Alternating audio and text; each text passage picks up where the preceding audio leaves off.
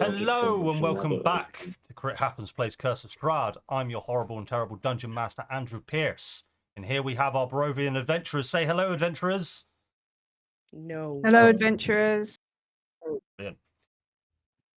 So, as a recap of last session then, last we left off, our adventurers found their way to the village of Krezk in the far snowy west of Barovia. Outside the locked gates, vacant of any life of guards, the group tried to find their way to enter the village stealthily. While they were distracted, a group of werewolves led by a rugged, hairy male named Kirill flanked the party in the dead of the night. As the fight begun with the werewolves started to surround the party with their backs pressed up against the Krezk gates. Our adventurers started to fight them back, but Orion had another agenda as he walked out into the open, cutting himself off from the rest of the party.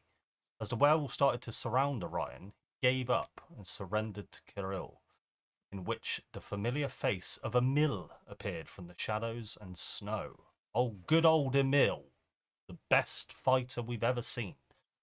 Emil, fueled by fury and rage, attempted to capture Orion, but unfortunately couldn't beat his way out of a brown paper fucking bag. So instead, Orion was able to escape their clutches and make his way towards the now open gates of Krezk, with the help of Samir. With Krezk coming to the aid of the party, we are met with a golden-haired individual with an emotionless expression on his face.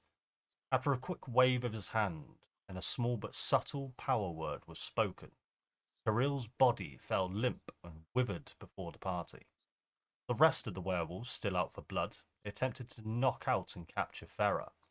Orion, feeling strangely heroic in this moment, moved back into the fray, but was downed almost immediately and unfortunately killed by one of the distant spellcasters. The strange individual with golden hair once again moved his hands slowly in space in front of him, and in a fraction of a second changed everything. All of the werewolves suddenly stopped. Their expressions started to diminish until moments later their bodies and limbs crumbled into piles of bloody corpses in front of you all. With Orion left on the cold floor and his life essence extinguished, we saw him with visions of the afterlife, where he got a glimpse of what lies after. His parents stood there welcoming him through the golden gates for the next chapter. But a small tug at Orion's clothing from behind revealed the familiar face of Tilly Brightspark, their lost companion.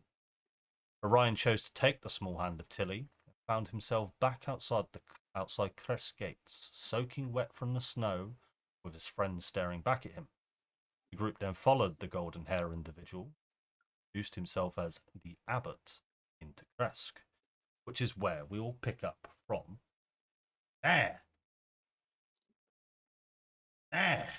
Gotta do the old changing stuff over. Old foundry over. Did I recount things in enough way? I think I did. In enough way. Enough way.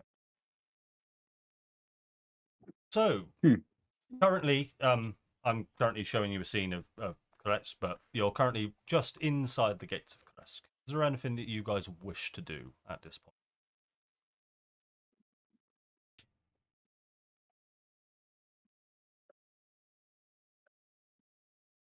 Big Adam? Sam might be filing a law. Yeah. Adam, you were thinking about taking out your Emporium, if I'm not Oh, mistaken? I thought. Yes. I'll throw out my palimpsest. Just still a strange word. You'll describe that for us? What it looks like? What it does? Oh, yeah. Well, I think you described it as a. It was a ball, right? Yeah, it's a Pokemon ball. Yes, a Pokemon. It's a Pokeball. Yeah. I'm gonna overarm it. Like is just on the side of the road in front of what I. Maybe God. No, I'm gonna bowl it. Okay. I'm gonna sort of underarm bowl it to the nearest street corner. Brilliant. So, as you do that, the large magic emporium that is owned by Edith and Neil magically springs forward onto the side of just a snowy pasture that you can see out in front of you. You've all seen this Magic Emporium before. It is a cart with 4 wheels. I don't believe that there is any animals currently dragging it along, but Daisy the horse, I believe is its name, that you guys named it last time, is currently out. And Farah, you see Santa come jogging out, very, very happy to see you, wagging his little tail. You going to grab him?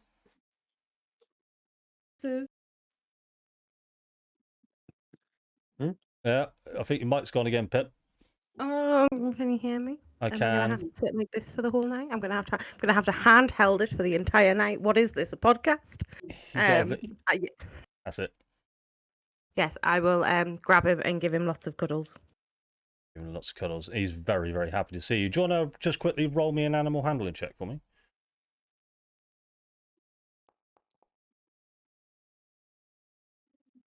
Awesome. 14. He doesn't bite you, so that's good. Good. Yeah. You know, friends. Anything else anyone would like to do before we progress? Here. I'd like to ask what the fuck is going on with these backgrounds. Brilliant, guys. Just noticed. Love it. Anyway, I'll take that as we're moving on. So, the golden-haired fellow sort of signals you all to follow him. He says, if you'd follow me, we have places to be and not a lot of time. And as you all make your way into Krezk, following the man with golden hair you now all know as the Abbot through the snow, you all see that the snow starts to part and a cobbled path starts to appear beneath your feet. Wooden cabins and shacks appear as you start to get closer.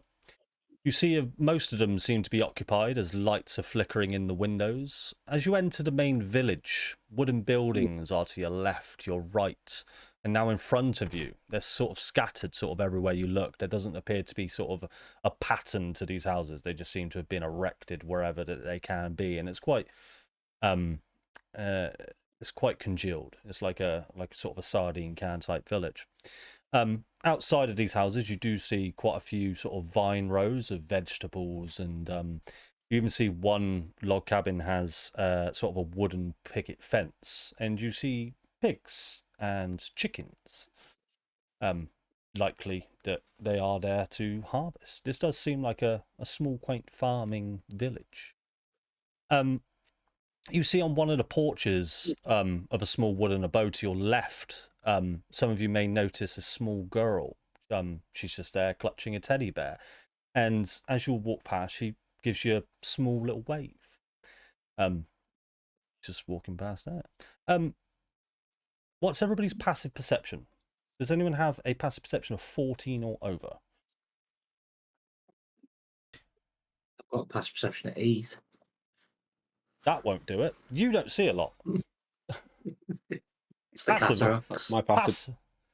Mine is 14. Yours is 14. Okay. As you're all checking, anyone with a passive perception of over 14,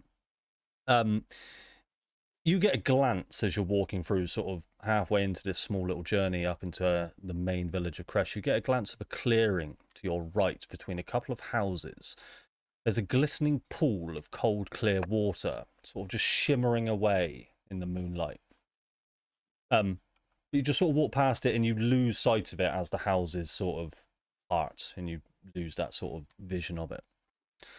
As you walk further into the village, nestled among the snow-laden pines of Krezk, is a large wooden building that stands as a beacon of warmth and camaraderie against a backdrop of this desolate, frost-bitten village. You see a sign sort of swinging on the outside of this building. It's a building that looks different from the rest, looks a lot more lively, but you see the sign and it says The Frosty Lantern. Its weathered wooden facade is adorned with intricate carvings of mythical beasts, their forms nearly obscured by the ever-falling snow. A flickering lantern hangs above the heavy oak door, casting a soft golden glow that beckons locals to step inside. As you all approach this building, as the abbot leads you there, he addresses you all and says, Take respite here. Enjoy yourselves. Let me prepare your sleeping arrangements. I will send for you shortly. Are you all happy?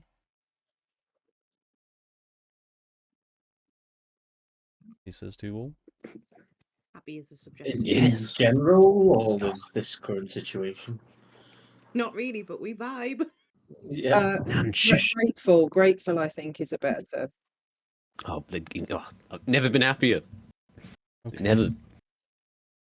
Like I said, I will send for you all at some point tonight. Enjoy yourselves. Put your feet to rest. And with that, the golden hair abbot takes his leave, slowly up the path. You see that the pathway that you've been following thus far leads up the hill to a very large building at its peak. This hill is probably about a mile in that direction that you can make out. It's still very, very dark, but you sort of get the sense that this path sort of weaves up this hill to a very large building. You can only make out sort of the scale of the building from where you are, but it's probably one of the largest buildings you've seen this far in Barovia.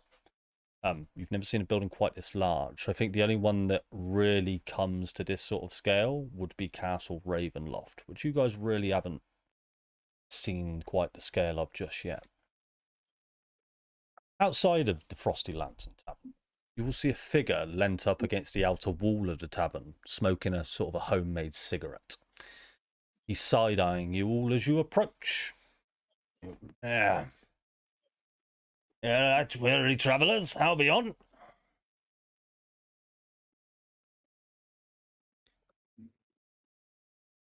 How you doing, lads? Come on, don't be shy.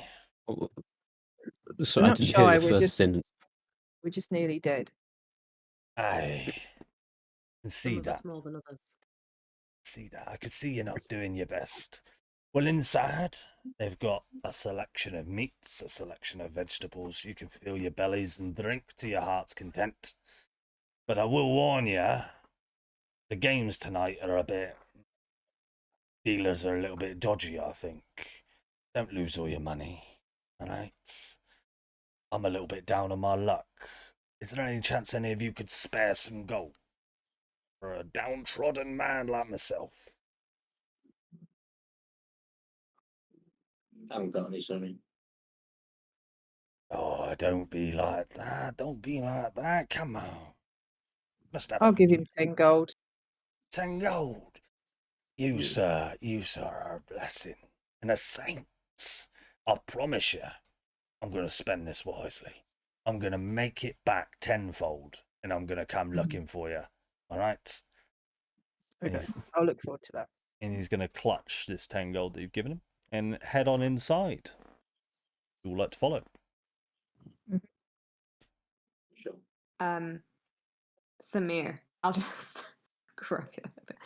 Were we supposed to be asking that abbot guy about, the fact that we're turning into werewolves? Well, he seemed quite insistent that we should wait for him. I think another couple of hours isn't going to hurt. I mean, he did help us out quite a bit there. Maybe he's tired. We'll definitely ask him when he comes back. It's top of the list. And I think it's definitely worth mentioning at this point that Samir and Orion, your levels of exhaustion, and in fact, I'd like you both to go up to level 2 exhaustion now, where the lycanthropy, to just remind you all, these characters are infected with lycanthropy. This lycanthropy is coursing through your veins with every sort of passing minute. It's not getting any better. You're starting to feel more numbness sort of in your right arm. Samir, you're feeling like your legs are just sort of dragging as you walk. This just feels like the worst hangover you could imagine. You're both profusely sweating at this point. In freezing cold, you feel like you've got heat stroke. Yeah? Yeah. Cool. So, Yay. yay, lycanthropy. Fun. So upon entering this tavern, you're greeted by a rich aroma of sort of spice mead pipe smoke sort of the most delectable smells of bread, various meat and vegetables. And as a reminder, you guys haven't really eaten at all yet since here in Barovia. I think you've had sort of one meal in Vallaki, just because you don't trust the food. But this food, where you've sort of been so famished up till now, smells amazing. Anything that you've smelt so far, even food from where you've come from, such as the tavern back in Daggerford, any sorts of parts of Faerun that you've been to, this food smells very well prepared. A lot of cheeses, a lot of bread. You smelled a fine scent of wine, and that type of thing. The tavern's interior is cozy yet sort of dimly lit, with a roaring stone fireplace at one end, its crackling flames dancing playfully against the shadows. Wooden beams, thick with age, stretch overhead. The main room itself is very large and has strategically placed wooden round tables laid across the floor, with a well-dressed person sat at each table. This guy is sort of like a penguin suit on, bow tie, sat at each table. The tables themselves are made of sturdy oak and are scattered throughout, each surrounded by sort of mismatched chairs. The tavern seems quite quiet, with a couple of people at the bar area and a few people playing games at various tables. In a corner, a bard strums a lute. I wish I had a lute at this point. Filling the air with sad but joyful melodies, reflected of the land that you're all in. You can hear hearty laughter coming from one table at the far end of the large room. Another table to the right of that table that you notice there appears to be some sort of minor dispute occurring. And it sort of just calms down again. Over to you.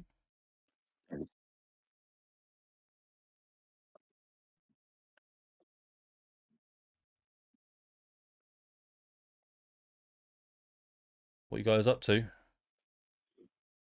Shall we grab a table? Is there I'm an empty going one? to grab the nearest chair and sit down very heavily. Cool. So I'll say that you will sort of grab a table, just sort of in the middle of this tavern. It's one of the tables that you don't see one of these sort of well-dressed fine figures sat at. They're just sort of those tables sort of dotted around. You find just a sort of a round table that there's just a various chairs in, designed for you to sit down at. And a lady comes on over with a handkerchief over one arm. She says, hello there, and welcome to Krezk. Can I take your drinks order? You there,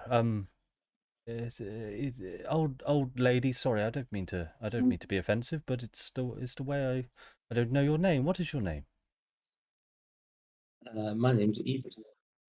Okay, and what would you like to drink this evening? We've got fine mead, fine wine. Do you have sherry? Oh yes. Oh, a little pot of sherry. Yes, Yeah. yes, I'll get you a little sherry. Cool. And for you, man in suit of armor, what is your name? Samir. Samir. It's a pleasure. What can I get you? Do you have any raw bloody steak? I have all the raw steak you can imagine. We've got quite the pasture of cows. What would you like? We've got rump, sirloin, T-bone. It's less about the cut and more about how much blood's in it. I won't ask too many questions, but yes, of The course. bloodiest thing you can find, please. The bloodiest thing we can find. And to drink. That's fine. I'll just suck on it. Okay. Moving on. You there. Gives you the side eye. Very odd. You there in the hood. You're up next. What's your name? Sorry, I'm very nosy. Frank. The name's Frank. Mm. Roll me a deception check, she says.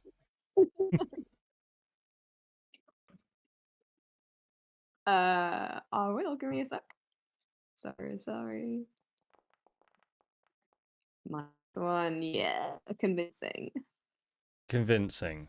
It hasn't popped up. What's your modifier? I don't believe it's very high on deception, is it? Sorry, it's -1. Okay, so it's a 6. Brilliant. She looks at you with a strange look. Okay, Frank. What can I get you? Like how much is a bottle of good wine? Oh, I do apologize.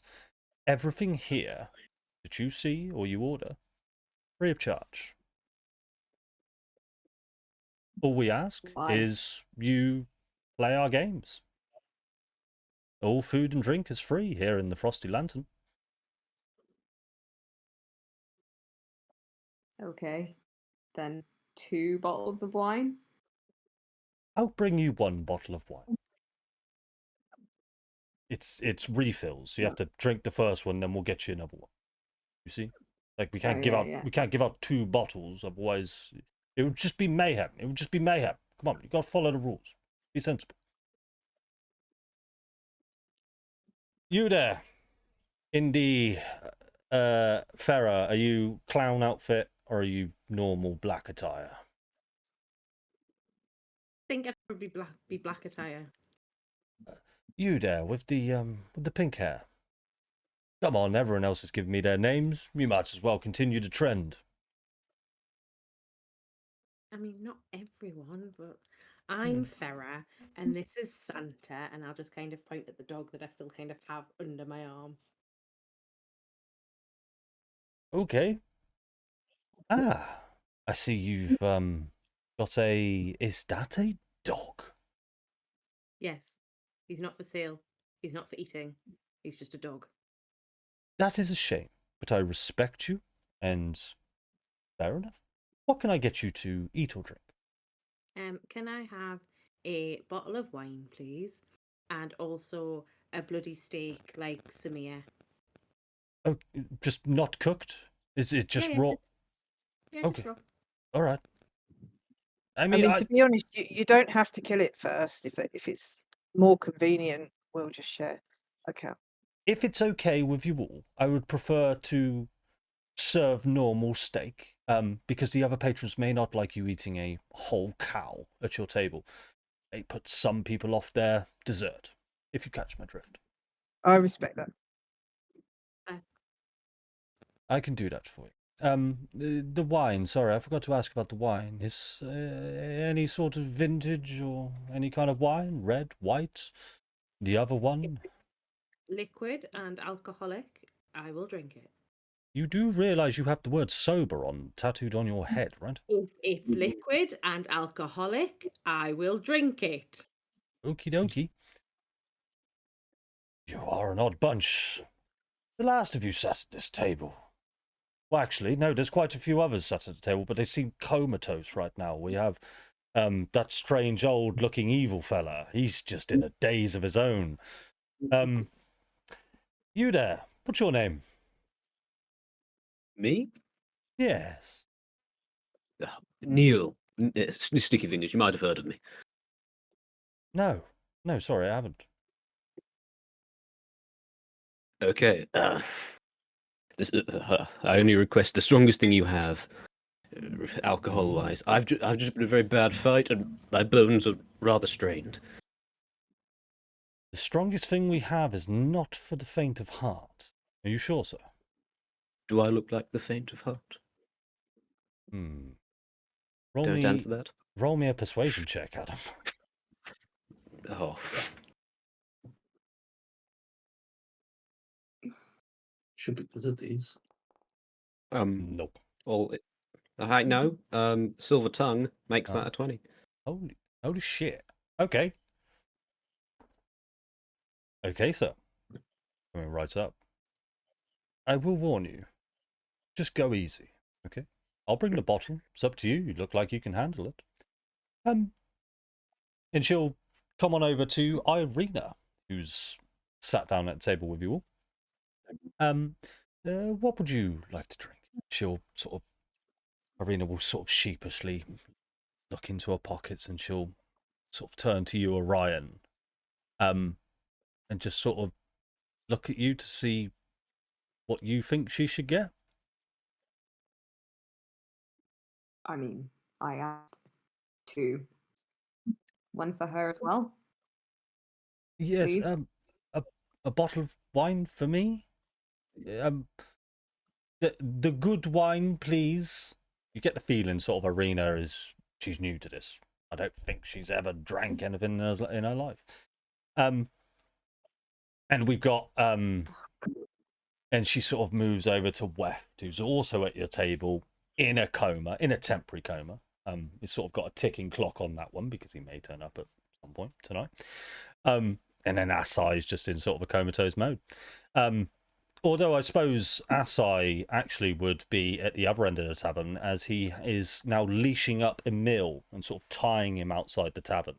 And as you're walking up, Emil was just sort of the zombified version of this old polymorphed werewolf, sort of going, and he's tied him up outside. Asai seems pretty happy with himself. I'll give him that. Cool. So after a short time, the lady comes back. She goes, "I do apologise. I didn't introduce myself. I asked you all for your names, but I didn't give you mine. My name is Elizabeth. I run the Frosty Tavern here. The Frosty Lantern Tavern. I don't know. I've had a bit too much to drink myself." And she starts handing out the drinks to you all. Adam, Yes. you going to have a drink of yours now? Yes, I'm going to sort of swirl it a bit, sniff it, Cool. neck it. Do me a favour then. Roll me a Constitution check with disadvantage for that drink. Okay. Check, not saving throw. Oh, yeah, sorry. Constitution saving throw. My bad. Okay. Oh god, it's rolling it without. Oh, I'm assuming that's probably a fail. Let's take the lower of those. 12. It's only just rolled on my screen. Is that roll with advantage? So it's 12, is it? Yeah, 12. Okay. So you see this bottle come. Well, you sort of see everybody's drinks come. There's quite a few bottles of wine. There's not anything in front of Samir, but what you all do is you sort of just collect all this drink that you've got, just sort of as a commune in the middle, because you've got quite a lot of drinks. The bottle that comes out for you, though, looks more like a medicine bottle. You know, sort of one of those kind of medical flasks. It's got a purple liquid in it. Now, she hands it to you with a shot glass. Are you just pouring yourself one shot? No, I'm not a coward. Brilliant. So as you take a swig of this insanely strong liquor, you sort of take the first shot. It goes down your throat and just instantly starts to burn. Your lungs just feel like you've just swallowed a big gulp of hydrochloric acid. And then it sort of just, as it goes through, it just sort of settles in your stomach, where every sort of move and sway you make, it sloshes about, causing even more pain. But the aftertaste is lovely. So everywhere where the drink has been burns, but where it's left has this nice fruity tone. And you can see why people like it and see why people drink it. But you can also feel yourself getting really drunk really quickly. You start to feel quite woozy. Okay. Cool. Is everybody else partaking in drink at this time? I think Irena would be. Yeah. Cool. Go ahead and make Just me a gonna wait for constitution. my blood. Yeah, Constitution saving throw for anyone who thinks they'll be having a drink right now. Then Just gonna down the bottle and not make a Constitution saving throw because you can't get drunk. we'll get to that in a sec. So Edith with a 22, Orion with a deception check of 6. He is trying to deceive the bottle.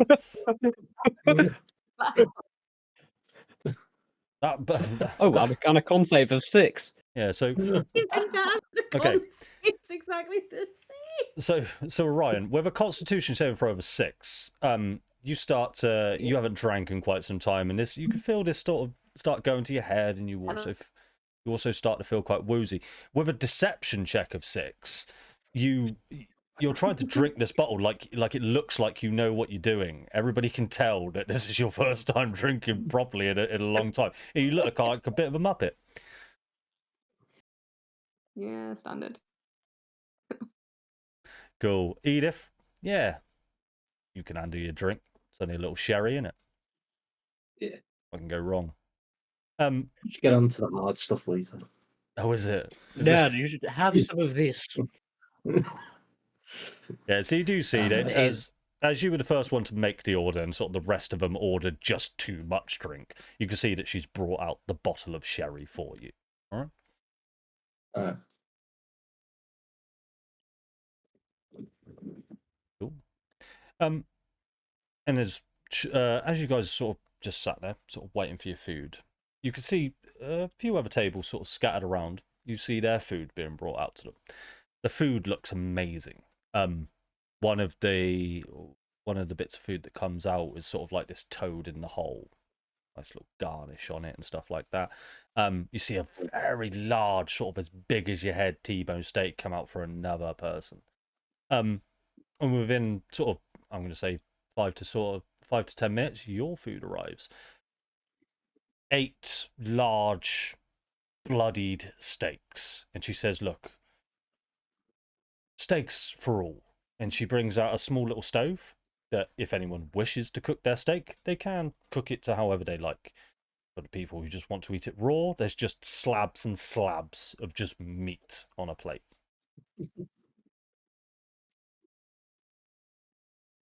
Cool. What are you all up to? Would anyone Okay. care for some soup before they have their steak? Yeah. Sure, I'll have some. Any I'm stuck on my meat.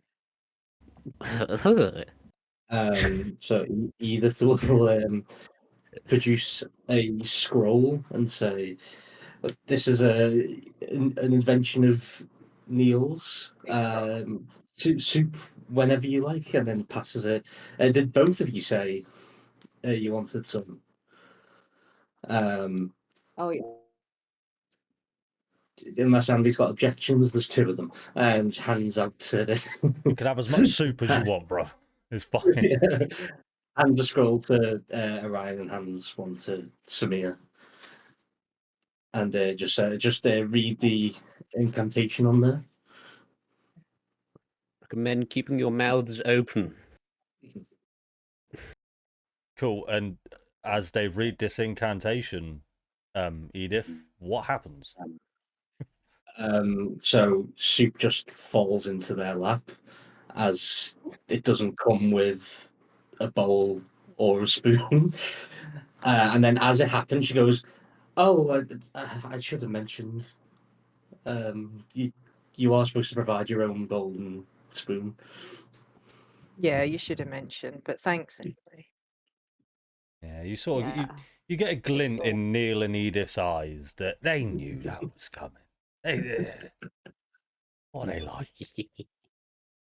Farah just kind of looks at Samir and Ryan, just like, really glad I didn't feel like soup. Good. No, it's good. It hides some of the blood. Fine. What Farah, kind of soup is it? yeah, what kind of soup was it? Tomato. Oh, No, oh. does not hide the blood very well. Now everybody Just just thinks he's throwing tomato soup all over himself. Dear me. Farah, how much wine you drinking, Farah? I'm just going to down the bottle. Down the bottles. So you pick up one of the bottles, and it's quite a normal looking bottle. It's got a cork on top of it, and as you sort of pop it up, it makes a strange sort of sound. It's just a honk rather than a nice pop, just a honk. Honk. Honk, Honk. honk, Honk. honk. On We just do this. Like, my honk. on. I'm like the best DM ever. The sound effects are brilliant. Honk. Anyway, as you pop the cork off, I've lost my fucking train of thought. It's a wine bottle. It had some cobwebs on it. I think that's where I was going with that. You just sort of start chugging this bottle. Now, because of your wild magic, this doesn't seem to affect you a lot. You're just sort of drinking this like this is just like a carton of milk. However, could you make a Constitution saving throw with disadvantage for me, please?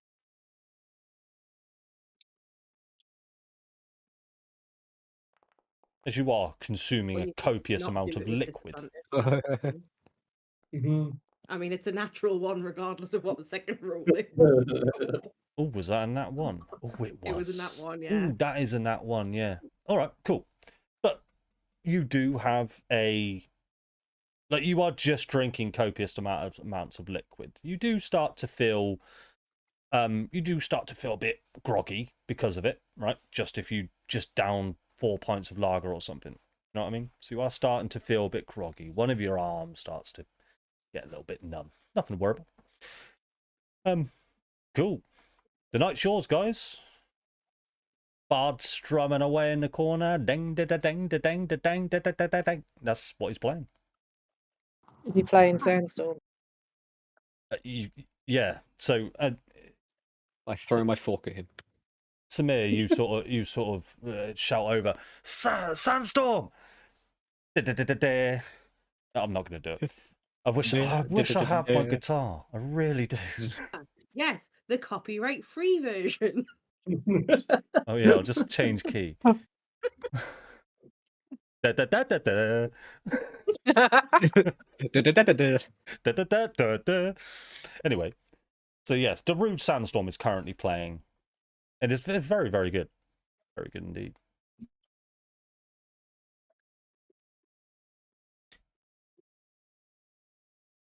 Farah's gonna take one of the steaks and like cut it in half and put half on the stove and then just start chopping the other half up into little bits and just feeding it to Santa. Cool. Awesome. Guys, I'm not sure whether we should have told that lady our names. Oh, well, we all could have lied to her really badly. I thought that was pretty good. No, Anyway, no, I it know. isn't. Can you remember when we were in? No, bad. Okay. You remember when we were all in the lackey, and then that creepy coffin guy was like, "Don't tell anyone your name; it gives them power over you." I don't know. Frank, what are you on Yeah, about? That's but the the thing. creepy coffin guy was also Huh? making vampires in the back room of his coffin shop, so Yeah, I know, but why are they giving us all of this free shit? Like, no one else anywhere has any food, and they're like, "Here's 10 steaks on the house. Here's some free wine." The rest of the country has no wine.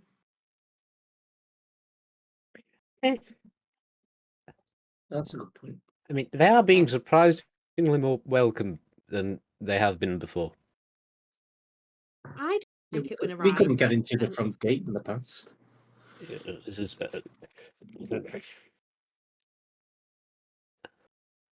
Yeah, I don't know that Abbott's giving me creepy vibes too. I'm offended. I think he's quite pretty. I don't like him. It's very strong. You hear a So I voice. don't really want to You hear insult him. a He voice might be from a bit above Farah, and it says, "Yes, he is very pretty. He is very pretty indeed." No, it doesn't. Ah, Cool. So I don't know. is Elizabeth still near? yeah, she's sort of wandering around, just sort of taking people's Oh. orders at different tables. You can flag her down if you like. Yeah, I'm going to wave. Hello there, Neil, Please was tell it? me you wave exactly like that. Yes, yes. You mentioned games earlier, right? Oh You yes. said you had games. Yes, And yes. you said, what games? Our most popular game here is blackjack. If you'd like to play. Jack Black, yes.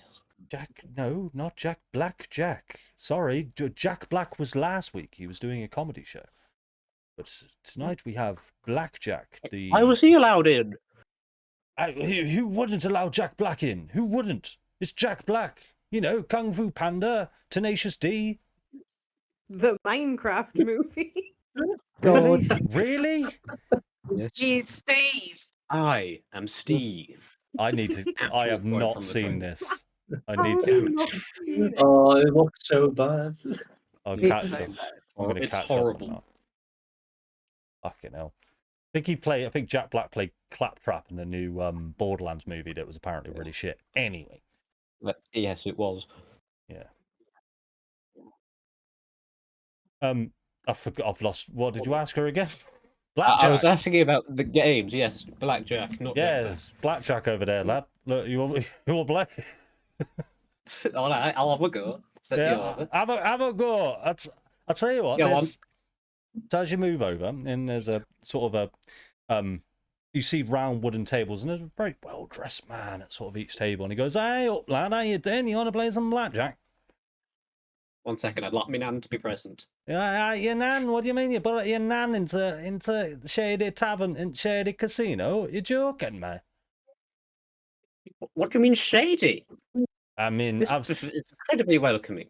have you seen the casino and the werewolf den? That's much better than the one here. Yeah, mate. I had heard of that. I know. Unfortunately, we got a bit off track. It's a shame, really, because that Was one had our plenty more intended. games. You got to deal with just fucking blackjack at this one.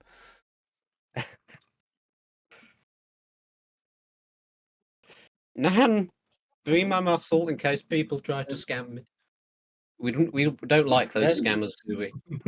No scammers here. Yeah. Just honest vendors.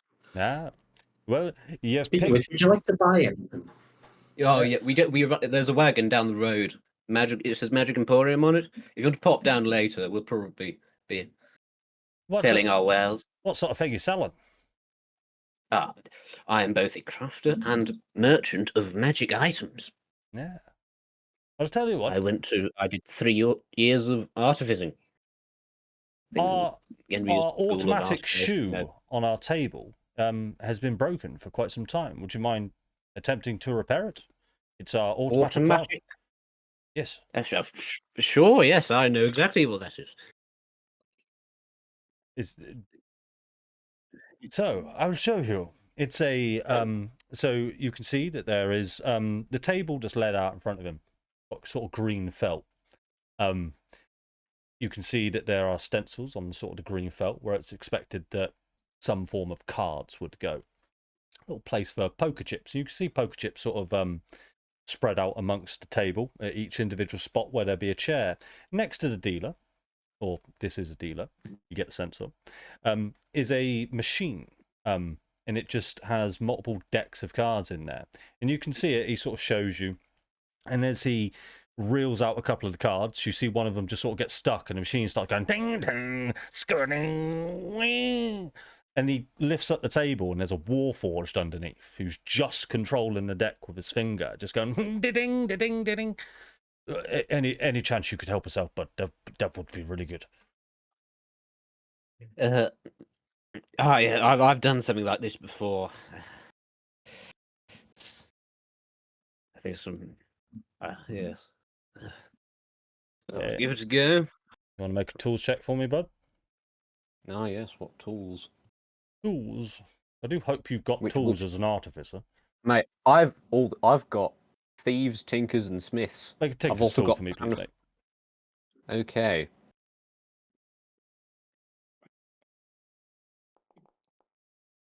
Oh, come on. A natural I'm one. very drunk. Oh, no. I can re-roll those. I'm halfling luck. Get wrecked. Ah, good shout. All right. So that's 21. 21. Yeah, so the Warforged is down there and you see him, he's just got an arm up where he's flicking his finger through the cards. And you just see that there's a sort of a bolt loose in his wrist. And as you sort of tighten up that bolt, his head just goes and turns to you and goes, "Thank you so much for fixing me. My name's Terry." Hello, Sarah. Are you conscious? I'm as conscious as any deck rifling machine is. As for fixing me, I will answer one question you have. What is your question?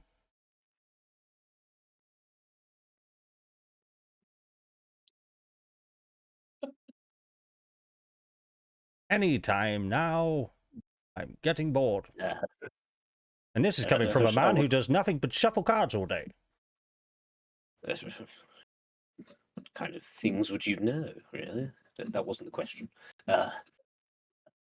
I'm tempted to take that as the question, people.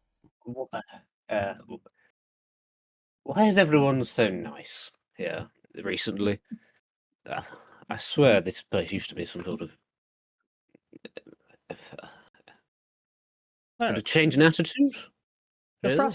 The Frosty Lantern is under brand new management by the Kentucker family. The Kentucker family is well known for their pride, their patience, and their loyalties. You will find nothing but well-trained staff here at the Frosty Lantern. That is your single question. I could have answered anything in Barovia, and that's the question you chose. And it goes back to normal operations. Terry, It's have you ever dreamed of seeing the wider world? Yes. Yes, in fact, I have. Would you be willing Well, to come with me and my Nan? I could show you the wider world. will you free me? Terry, I will. And the hand that was originally rifling his cards just goes, holds it out to you as if to shake your hand. I'll shake him, but then I'll pull him into a hug, and then I'll cry on his shoulder. That's right. You've been stuck here so long. So why would you do it? As you tug Terry, you notice that you need to go towards him because he's stuck in place where he is. Roll me a perception check for me. Okay.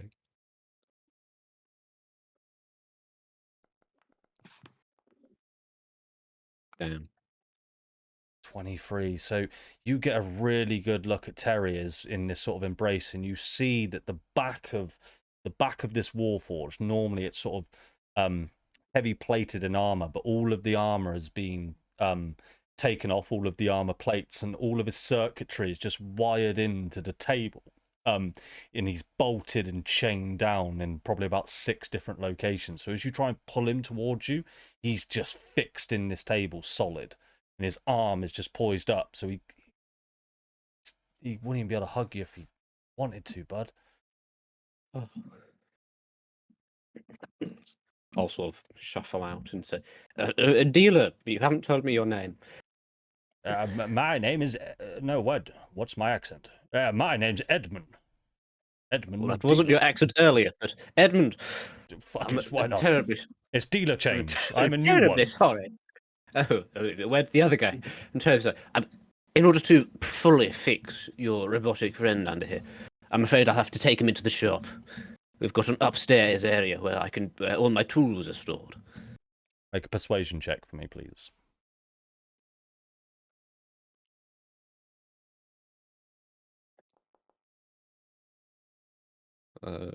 Silver Tongue makes that a 20. Silver Tongue makes that a 20. How many times can you use Silver Tongue? Remind me. It is it's a passive effect, and my minimum roll is a 10 on persuasion and deception. Gotcha, I get you. Yeah, I remember what it is. Yeah, perfect. And you got a modifier of +10. Makes sense. Yes. Cool. So with a 20, we've only got one table active. This guy's just bipolar. He's got all the accents in the world. He just keeps forgetting which one he's trying to do. So I'm sorry, but we need this machine for tonight. Yes, if you could fix them after the games have been shut down, I would appreciate that quite a lot. And you'd be doing us a massive favor, and we would reimburse you for this cost. I do have a sort of mechanical arm back at the shop, which I do believe would be able to maybe sort of fill in while I fix him? I'm afraid not, and I'm not going to ask why you've got a mechanic worm inside your home. What? Came across. I traded it. With For what? a two-handed greatsword. Okay. Why? What use is a mechanic worm to you? There are many uses for a mechanical arm. Little bit I'm of a very aware. little bit of a lovely playtime with your nan, is it? Bit weird. How I'm dare not judging. I'm not judging. I'm sorry. How, what, this. I thought you were a nice man, you know. I will still fix this for you. Call me with the games. I don't want to be part of this anymore. Oh, Sarah, look, sir. Look, I will give you a free bet on the house. How about it? Fine, you've convinced me. Brilliant. That was easy. But only because I've already started drinking. Cool. What are the rest of you up to?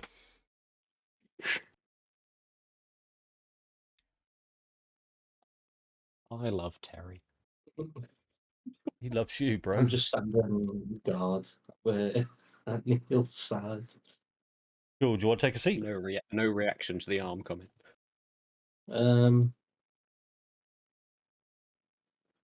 Yeah, sure. I'll just take a seat instead, yeah.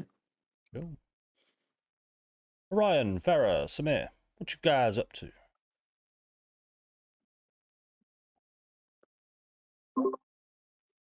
I'm just sucking on my steak thoughtfully. Mhm. And then I'll just kind of put it back on the plate, and I'll say, so Orion, not that I'm ungrateful, but what happened? How come you're still with us? Oh. Yeah. I guess I need to apologize to you guys a little bit. Pretty sure that thing with the werewolves was like 40% my fault. 99.9% my fault. Kind of tried to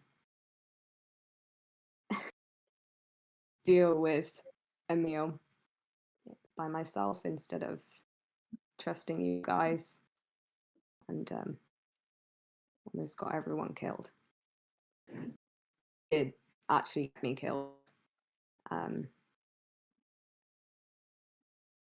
And didn't really think I would get a second chance, so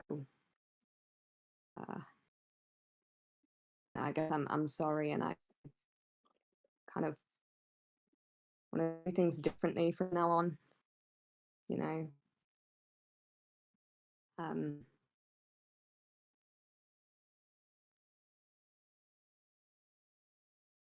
Appreciate I haven't been the most honest person.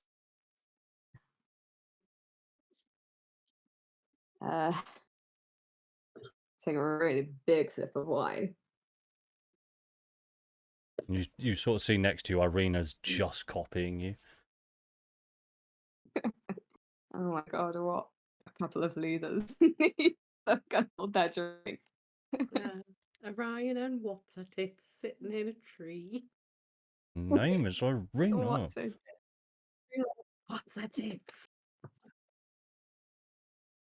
I think it was Tilly.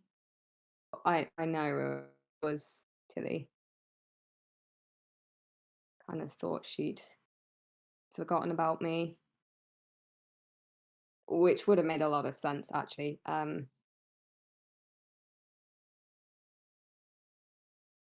But then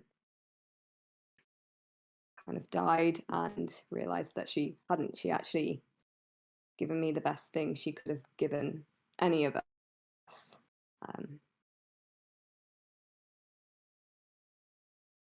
So, yeah.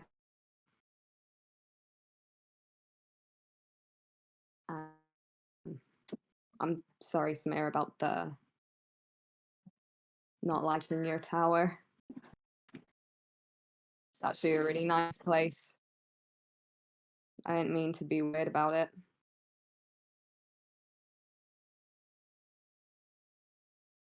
I just used to kind of live somewhere like that, and it wasn't such a nice place where I was, so I kind of maybe freaked out a little, tiny little.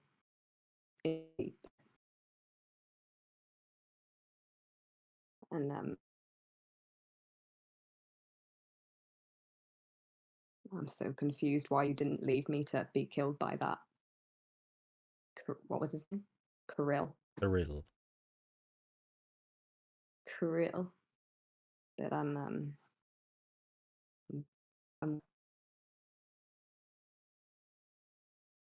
grateful, I guess. I don't know why you would do that for someone, especially me.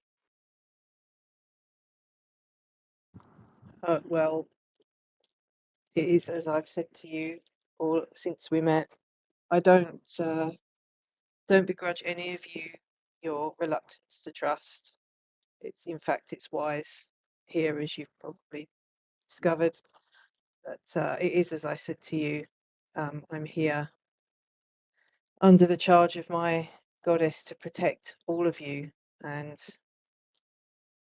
I can't really being offended about you not liking my tower isn't reason enough to abandon that cause. And I'm sorry that I failed, and I'm glad that Tilly was there for you when I couldn't be.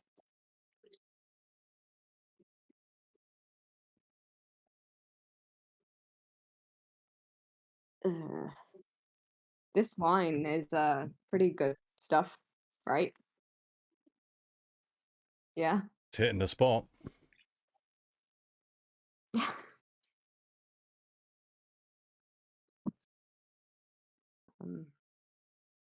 Anyway, how are you doing, Farah? You kind of took a bit of a clobbering as well.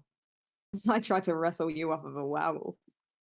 I do feel slightly like I have been stretched a few inches taller than I was previously. I appreciate the effort, but next time please don't try and rip me in half. Yeah. Sorry. I am glad you're still here, Orion. And she'll just kind of take the wine bottle that she's currently like still drinking directly out of and just kind of clink it against Orion's glass, just.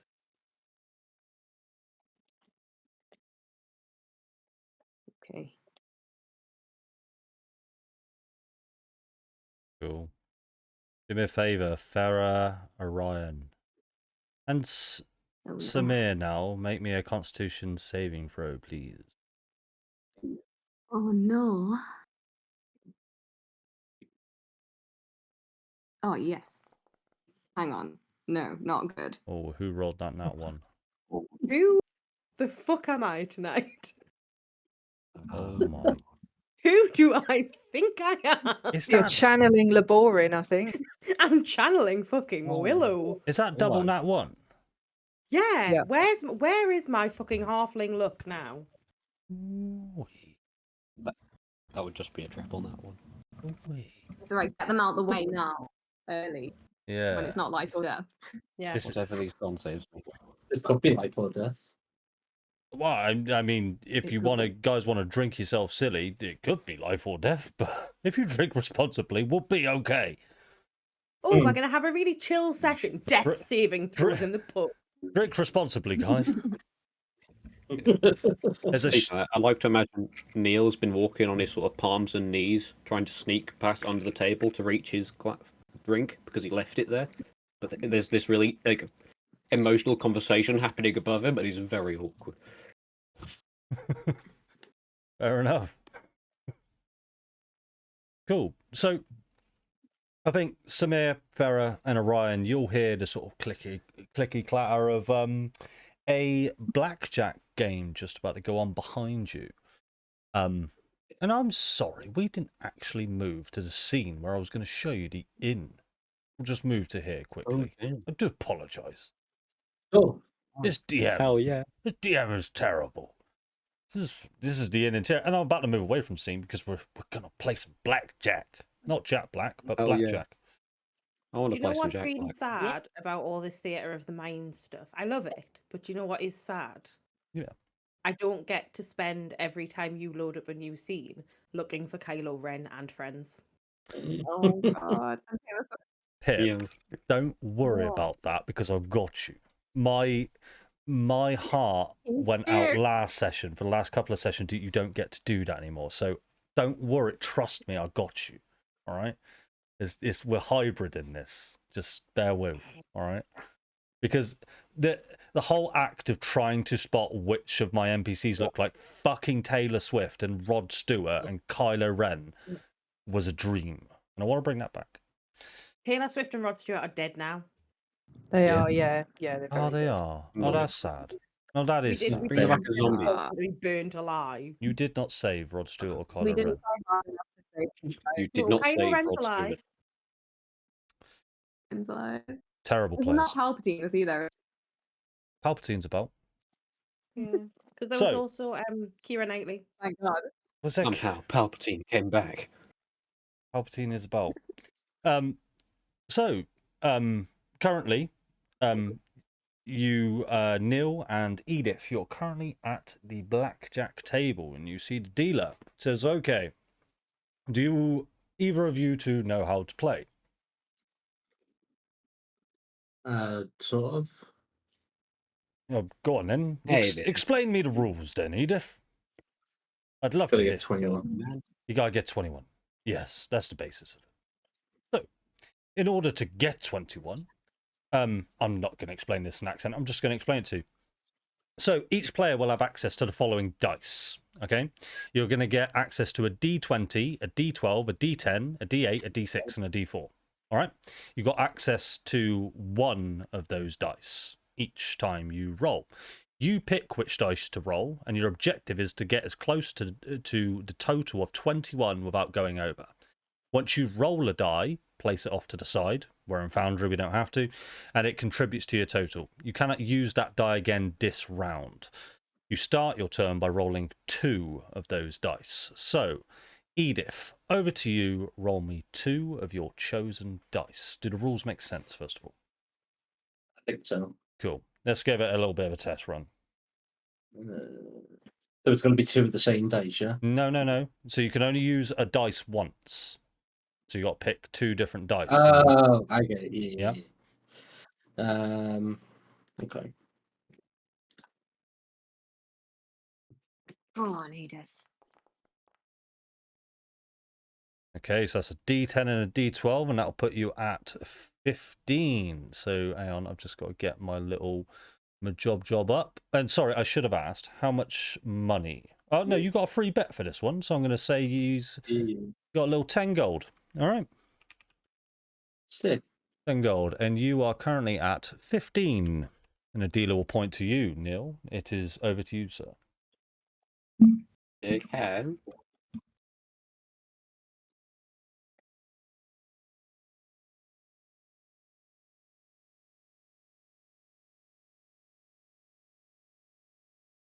Have you rolled them? So do. Yeah. Neil also rolls a D10 and a D12. Where are you on my thing? You're here. I'll give- Bottom left, right? You are One of on them. 12. And the dealer will not deal for himself because I can't be bothered. And he'll come back over to you, Edith, and he'll say, Edith, would you like to roll again or to stand on 15? Do I get to roll different dice? So you have to roll a different dice. Okay. You can only roll one. D6. D6. Twat. So you are up to 17. Would you like to roll again or stand, Edith? Then, yeah, I'll roll the D4. Is that a 4? 21. That's 21. Very Oh, good. damn. Very good, miss. Turns to you, Neil. Hit or stand? Hit me. Yep, me. Well, I mean, you got to do it yourself, so I can't do it for you. Hit me. You've already rolled. Oh no, you haven't done your D8 yet, have you? So that's a 6. So I'll No. put you to 18. I'm also going to roll my D4. Hey, 21. Fantastic. So it's Yeah, I now. paid Terry off earlier. Don't worry, no. So I'll do my rolls. That's a 15. 18. And dealer will stand on 18. You both win. 10 gold each. 10 gold gets pushed towards. Cool. Darren's here. Oh, Darren. Darren is Darren. here. Darren, we're gambling. Weft is awoken. Weft no. is not awoken. Wait, I don't see Darren. Darren. Where is Darren? He's in He's the invited audience. He did Darren. join and then Yeah. disappeared again. All right. Yeah. Give Darren a second then. Would anyone else care to play blackjack? No? Sure. Oh, okay. I'll play. Samir, we'll do you in. Orion, Farah, would you like to play some blackjack? Yeah, fuck it, why not? Fuck it, why not? You bring the wine Yeah. over, down it. Put a bit of Yeah, music on as well. Bottle shall of we? wine, dog under one arm. Put a bit of music on. Cool. Kate, you in, yeah? Yeah. Cool. We'll wait for Darren and he comes in. So what we'll do first of all is we'll ignore Weft. Orion, how much money would you like to pop down for this bet? I was not paying attention. What is the minimum? There is no minimum, there is no maximum. You put down as much gold or silver or whatever you'd like to as you want. Preferably gold, it's I'll easier put for me to down work out. 10 gold. But 10 G's. 10 G. Big money. Use. Farah, how much money? Oh, 10. 10 G. No big What? hitters here. Edith. I'll put down another 10. Another 10. Cool. Neil. I'm going to put in another. I'm going to screw it. I'm going to do Jesus Christ. 30 gold. 30 gold and Samir. I'll do 20. 20 gold. Big gamblers, big gamblers. Fantastic. So we are over to Orion. Did you understand the rules, Orion? No, I was not listening. I'm sorry. Brilliant. I roll. The honesty. Brilliant. So you have your pick of 6 different dice: a d20, a d12, a d10, a d8, a d6, and a d4. You need to start out by rolling 2 different dice. You can only roll 1 dice type each time, and you need to try and get to 21. If you go over 21, you're out. So go ahead and roll me 2 of those types of dice for me. From D20 down to a D4. Correct. Darren said 30 in the chat. Oh, is Darren in the chat, right? Somebody be my Darren gambler then. So Darren's on 30 then. He said, give me a min, Oh, okay. scoffing a toasty. All right. Do I have to roll all of these dice?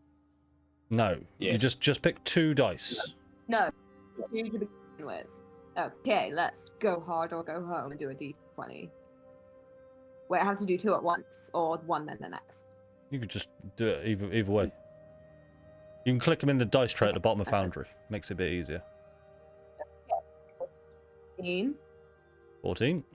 And you got to roll 1 more.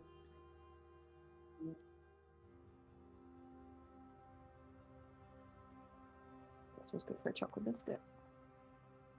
That is 17. Very good, sir. Farah, over to you. Like an initiative order. Hello, Darren. Hello, guys. How are you, buddy? You all right?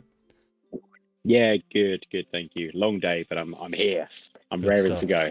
Well, you're going to lose all your money. Absolutely. Cool. Did you understand the rules, Pip? Yeah, I'm just deciding which dice. Cool.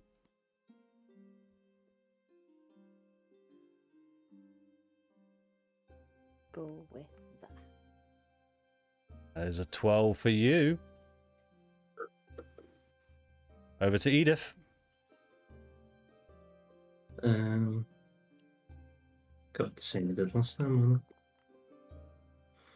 A 9. Afraid you can't double down on that, Samir.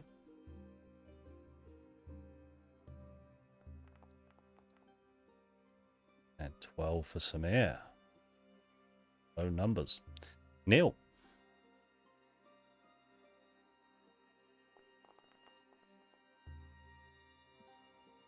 10?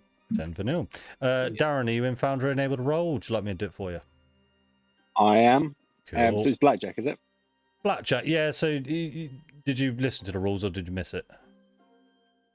Missed it, but I caught the second time around, I think. So what is it? One of each dice? One of each dice. D20 down to a D4. Start out by picking 2 of those dice.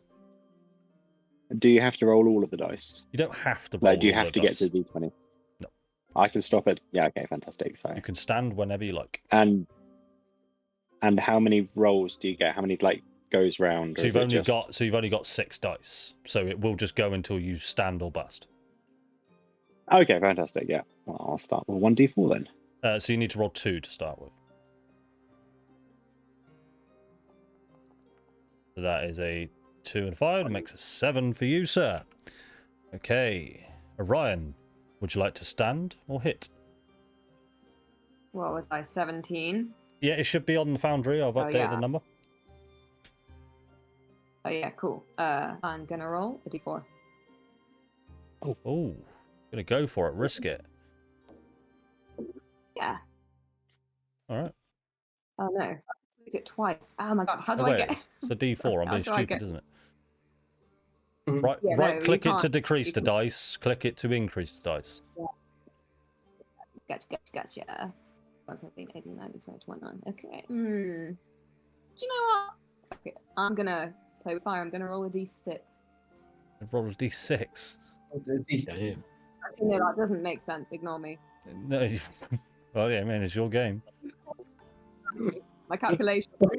How is Wait, that? Why have you got a -2? Why is that? What is a -2? All right. Yeah, we'll ignore why you have a -2 on your roll, but okay, Farah. Okay, On a D4 roll. sorry. It's a. Orion, would you like On a to 15. stand on 19, or would you like to hit? How many more turns do I get? You've got as many as the dice Does that it you go wish to around? roll. No. This is now your go. You've got as many dice as that you wish to roll.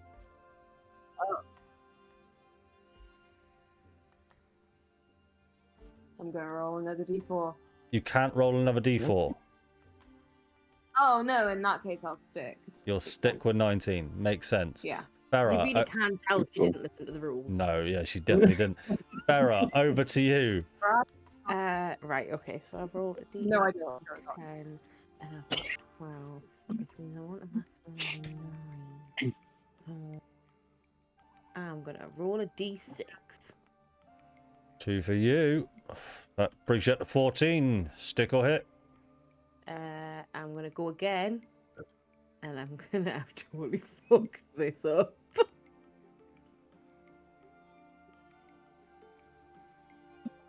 So you're gonna go bust, but I'm gonna roll my D12. Ooh. Oh! Yep. Oh. 25, you are bust. I do apologise, Farah. And can you please decrease 10 gold from your gold amount? Edith, it is over to you. D8. So that puts me Puts you to 13, bud. 13. So I've got to try and get an 8. It's not ideal. I'll go with a D6 then. Okay, Nice. 19. 19, 20. So it's a bit of a risk going with a D4. Have you rolled your D4 yet? No, but Uh, obviously I could go bust using it. yeah. It's a 50 chance of going bust. Yeah, fuck it, why not? Fuck it. Risk it. Yeah, Here's a 1 on a 20. I assume you want to stick, sir? yeah, I'll stick with that. Cool, Sir? Samira. I do apologise, miss. I do apologise. I'm just being a dealer now. You're my dream. Samir, over to you. With Neil on deck. That's a 2. That'll bring you up to 14. Stick or hit? Hit me. Hit me. Hit me with your rhythm stick. No. 4 brings you up to an 18. Solid. Would you like to go again? Yep. Oh, and you've got your D4, haven't you? Nice. Brings you to a 20. I will stick. Fantastic. Neil, over to you. Weft on deck. I'm going to play a big risk. I'm going to roll my d20. You're going to roll your D20 on a 10? Sir, I'm not supposed to give advice to players, but are you mad? You mad? Nah. Do it. Very well, Neil. Very I tell you- I can't I'll speak tell- English anymore. I'll tell you what, Neil. If you manage to hit Yeah? 21, I will award you the jackpot of 100 gold if you roll a D20 right now. Okay. I'd like to use my I'd like to use a luck point to re-roll that. You may use a luck I've point had to luck- re-roll that. Yes, go I've for had it. lucky feet this whole time. Go for it. I'm not stopping you guys from using your abilities as players. I'm just calling that out there. Okay. I haven't got any abilities. You Be an ha- 11. Be an 11. So, Jacob, remember, Mm. D&D. You don't need to have a specific feat to do specific things. Tip. No, but my whole thing rounds around like, oh, I could just knock out the dealer or something like that. If you'd like to knock out the dealer, you may. We'll see what that gets you. 16-0. Stick or hit? Yes. I'm going to hit Ooh. with my d6. Brings you up to an 18, sir. I will use my d4. Up to 2. And it is worth noticing, as you use that lucky feat, you saw the dice sort of roll out in front of the table, and it land on a 19, and then all of a sudden the dice just sort of flops up, bashes down on a number more favourable. And the dealer just looks at you. It's a little bit strange. Would you like to stick or hit, sir, on a 20? I'm going to stick. Yes, good man. Weft. Sorry, I didn't catch your name, but I assume it's Weft, for the sake of brevity. I'm in for yeah, I've got a name tag on. Yeah, D12. Let's go for it. Well, that'll bring you up to 19, sir. Stick or hit? Oh, I'll have to stick. So hang on, can I just check before I say that actually? So is it one winner? No. We'll find out who wins now. So I Okay, will I will roll stick then at 19. my D20 and a D6 this time. I'm going to go for a bit of a crazy shenanigans. 15, 18. Dealer will stick on an 18. Does anyone has less than an 18? No, everybody but Farah. You win some gold. Weft add 30 gold to your Yay. inventory, 10 gold to Orion, 10 gold to Edith, 20 gold to Samir, and 30 gold to Neil. As a reminder, in Blackjack, you will get paid out a little bit more if you're able to hit that 21 straight off the deck, all right? With your 2 dice. Cool. Everybody up for another round? Should I add 20 to mine? Because I won the last round as well. Yes, if you didn't before. Oh god, I'll do that. Yeah. Okay. Oh yeah. 40 gold to you then, Neil, in total. Everybody up for another round? Okay. It's up to you. Absolutely. Cool. Right, Weft, how much would you like to wager? I'm in for 60. 60 gold. Go ahead and roll your 2 dice for me, please. Let's go for. Don't worry, guys. This isn't going to be all night, I promise. Ah. Okay. That's a 23, and he, as soon as you place that 60 gold out, the dealer rakes it straight back in. Orion, how much would you like to wager, or if you'd even like to be in this hand? Oh, yeah. Do you know, I'm gonna slink off. Can slink off, yeah? I'm gonna slink off. With I'm what gonna that slink off and is. go. All right, we can get to that. No.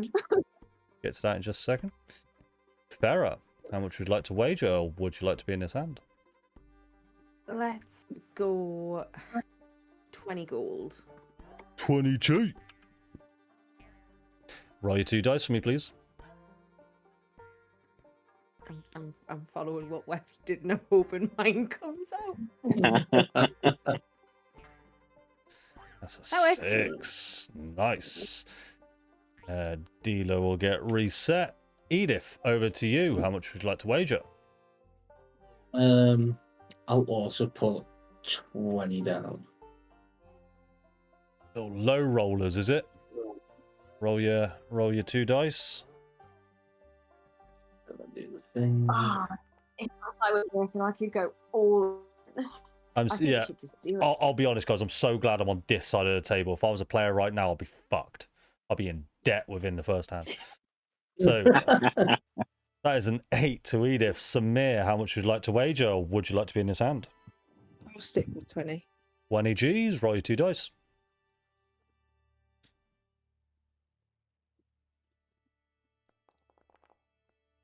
Ooh, that was close. 13 for you. Neil, how much would you like to wager? I'm going to calm down a bit. I'll put in 15. 15 gold. Farah's going to look at Neil across the table and just go, pussy. Did I say 15? I meant 50. You misheard me. I apologize, sir. I must have misheard you. Please may you roll your 2 dice. I hope luck is in your favor. I think you find it always is. How many luck points do you have, sir? 3. Shit. Oh, you have 2 left. 2 left, 3 total for long rest. Yeah, I'm going to go with the good old West strategy. That's a time the 21. bet. So you earn What yourself. was that? You earn yourself 125 gold. Oh well, sorry. You earn 75 gold. So if you didn't take off the 50, you earn 75 gold profit. Okay. Do Okay. I just add that to my sheet now? Okay. Yep. So if you didn't take off the 50 gold that you wagered, just add 75. If you did, 125. Makes sense? I did not. I will add 75. Cool. Weft is bust. Ryan is out. Farah, hit or stick. Go with. Little D8. That'll be a... What were you on before? That'll be a 14. Hit or stick. And then I'll hit. 13. 17.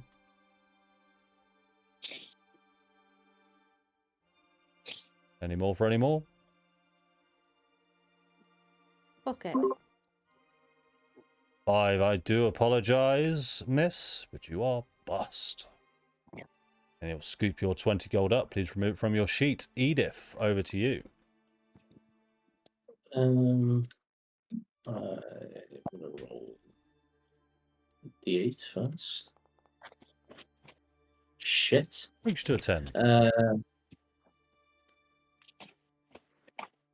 So you can never roll max. The best I can get would be. Best gets 20 off of maximum rolls. Something like that.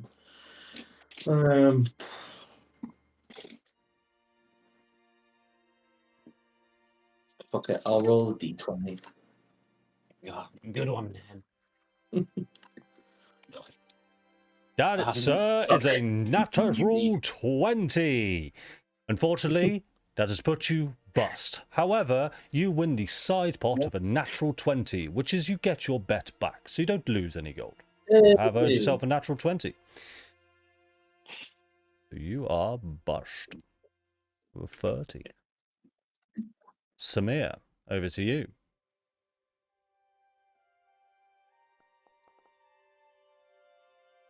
That brings you to a 15.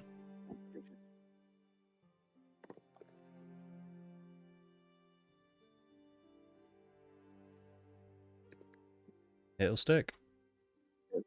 No, hang on. I'm just working myself out.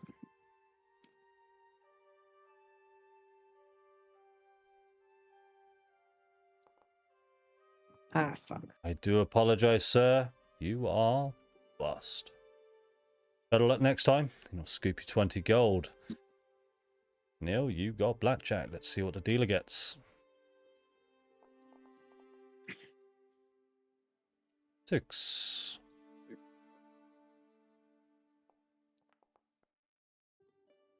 10. 16. He needs to keep rolling.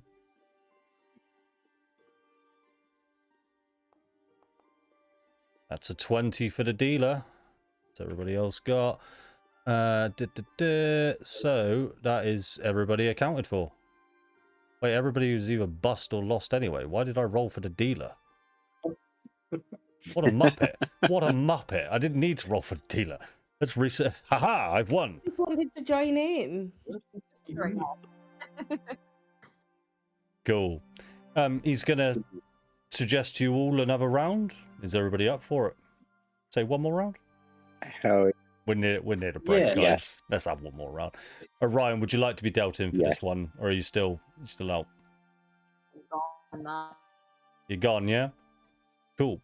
Yeah. He's off in a corner with waffle tits. We'll get to you in a second. Don't you panic. Weft, I'm enjoying watching. how much would you like to wager, Weft? 100 gold. 100 gold. Suit you, sir. With good decisions again. Now roll your 2 dice, and I hope the luck is in your favor. Can't. If only Left had the lucky feet. Okay. Starting out with a 12, sir. Respectable. Farah, how much would you like to wager? 2 seconds whilst your rifles through our purse. I will wager 14 gold. Wait, are you poor? No, Oh, okay. I'm just being very exact with the amount of money that I would like to bet. Just sensible. Okay, roll your 2 dice for me, please, Farah. I didn't actually check people's gold amounts before this. I should have done, really. That's a 10. Would you like to double? I'm joking. We don't have that rule here. Edith, over to you. How much would you like to wager? I'll stick with the 20. Stick with a 20. Consistency, I like it. Roll your 2 dice.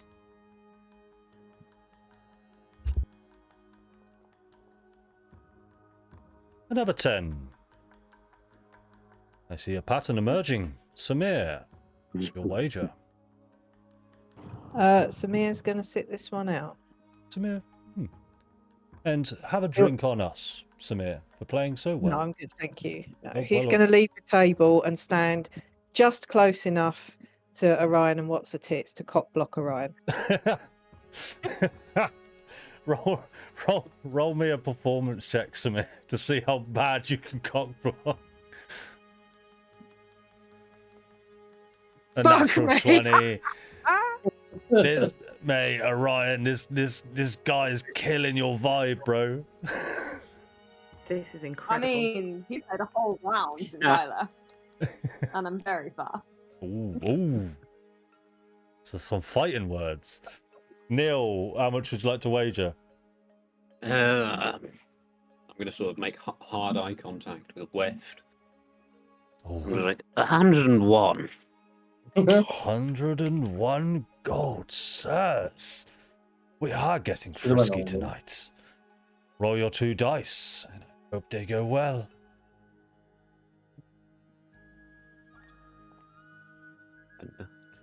A freeze. Damn. Ooh. Damn. But you not get to Yeah. re-roll on that one. No, we're not doing re-rolling that ones here. No. Halfling luck. Alright. Bollocks to you. I've let you use your lucky feet. You're not using halfling luck on that one. Because to be fair, it's 2 dice at the same time anyway. Shut up. I'll roll my d12. Hold on, it's not over to you yet. Is it? I thought it was. Oh yeah, Disallowed my roll. next turn. Sorry, yeah. Sorry, delete. Reverse that back from Take his time. money, Disqualify you that cheated. man. Disqualified. Control Z. So- Kick him out. Sir, I'm gonna. I do apologise, but you do realise there are quite a few rules at this casino. We do not tolerate cheating. Am I clear and Huh? understood? Sir, I think I've had too much to drink. You've not had enough. Oh. I'll let you off this one fucking time. You should have had the other dealer with the other accent. He was a lot nicer than I. I Right. thought you said you were the same person. I don't know anymore. You there with Are you the, alright? you there with the spider on his head. Would you like to see the world? No, fuck off. Neil can show you the world. Hiding the shibboleth. Left over to you. Right. D10. That brings you up to a 16, Four. sir. Stick or hit? I will hit with that. Brings you up to an 18, sir. And then I will hit. No, I won't. I'll stick at 18. Yeah, you do still have your D4 available, sir. No, I used it on the first go, didn't I? Then I do apologise, sir. I'm doing a shit job, obviously. Farah, it is over to you. 20. I'm going this way. That will bring you up to a 12. And then this one.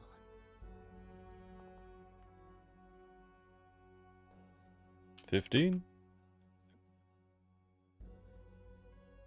And then fuck me, I'm gonna go bust again. You most certainly are not. You are on an 18. 18 is the number that the dealer will stand on, should he roll it. If he rolls over, you will lose your money. Just to make it clear, would you like to hit or stick? Well, I've only got my D4 left, so we're gonna risk it and hope for a 3. Come on. 5% chance to lose. Oh. 21. Very good rolling. Yes. Edith, it is over to you. Okay. Just calling it 21 can still be a push if the dealer gets 21. Just saying. It's a 6. That'll bring you to a 16. D6. 19. 19. 50-50 chance of going bust. He's taking Didn't it. go bust. 20. I assume you'd like to stand there, sir. Miss, I Yeah. do apologise. Fuck. Don't sue me. I could lose my job. My family, they need to eat. I need this job. Please!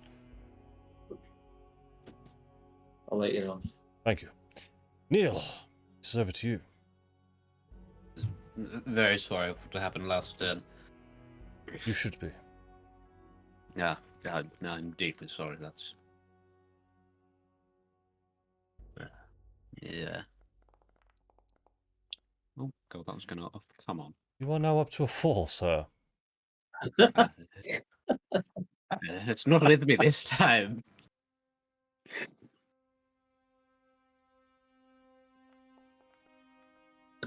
Sir, Are you kidding me? you are now Oh, up to wow. you are now up to a 5, Is sir. there a 5? Is there a 5 Oh my trick god. equivalent? No, no, I was going to, Darren, but I thought they'll hit that. Are these weighted? You haven't given me weighted dice, have you? Oh no, sir, we wouldn't ever do anything like that. Roll an insight check for me, please, mate. I was about to say, seems unfair. Well, I you feel could- like the dice have sensed the return of the useless fucks. They can feel it in their They future. can, yeah. Like the heart of the cards, they fucking know. with a 20, you get the sense that these aren't weighted dice, because it's probably worth mentioning that these, as D&D campaign characters, you always have in your bag a bag of dice, right? That's just how it is. So you're just rolling your dice. So they're not weighted because they know they're yours, unless you, of course, have made your own weighted dice. That would be stupid.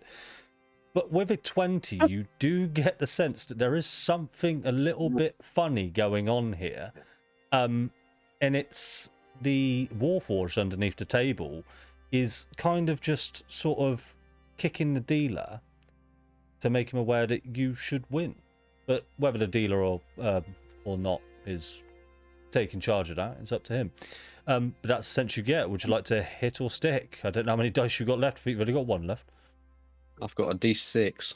Yeah, roll that D6, sir. I mean, you may as well. It's incredible. The dealer can still What bust. the fuck? Yes. Confirmed. Theory confirmed. Holy shit, sir. I think this is a record. I don't think we've ever seen it. This is incredible. It's the lowest I score may have we've lost ever had. time. So 1, 2, 3. That's incredible. Right. You got a 2 on the D4. Oh. That's the highest Out of- rolling one. Out of 6 dice rolled, I got a 6. Now over to the dealer. Dealer is on. What are the odds of that? 14. I want to know the odds.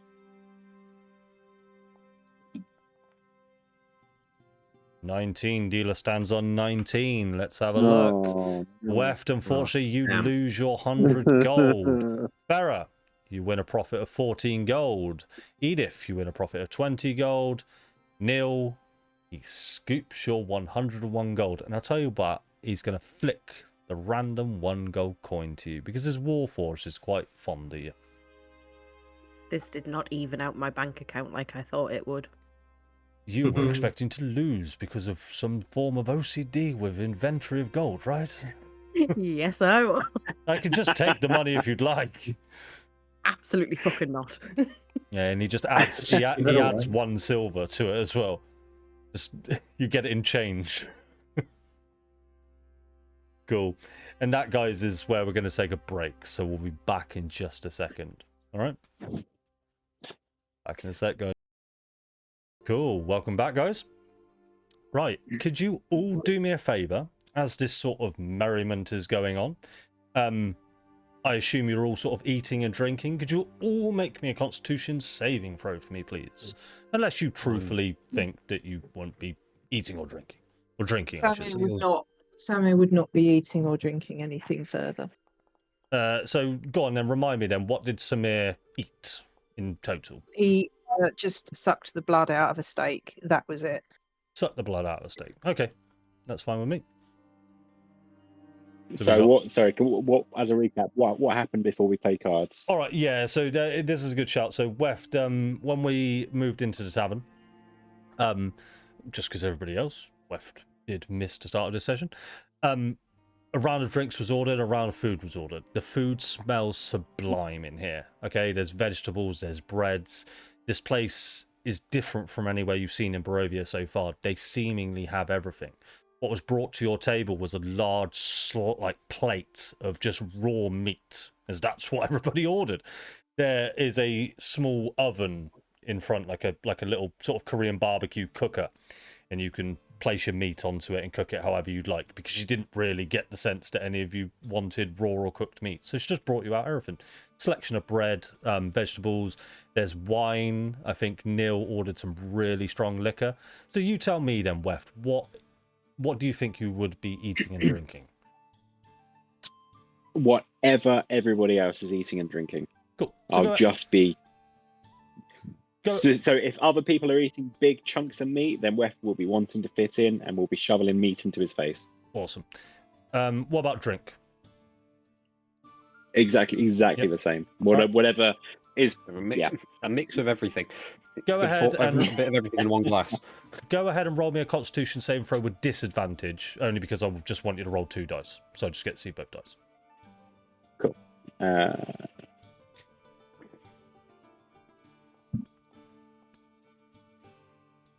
Pretty good. Okay, so not a 17, but is a... What is that? That is a 10, 16 and a 10. Okay, fantastic. So, as you drink Weft, you do sort of feel one of your arms starts to go a little bit numb. Nothing crazy. You think the drink here is a little bit on the strong side. Where's the Constitution saving throws from Orion? That's one I want to see. I have stopped. And also I didn't eat anything. Okay, but you did drink previously in the night, yeah? Oh yeah, no, I drank the wine, yeah. Yeah, and if I remember Sure. rightly, it was 2 nat 1s, right? No. I didn't even roll a single nat one. Hmm. That was fair. Remind me what your Constitution saving throw was originally. Oh god. It was a 6. It was a 6. I remember it being It low. was good, yeah.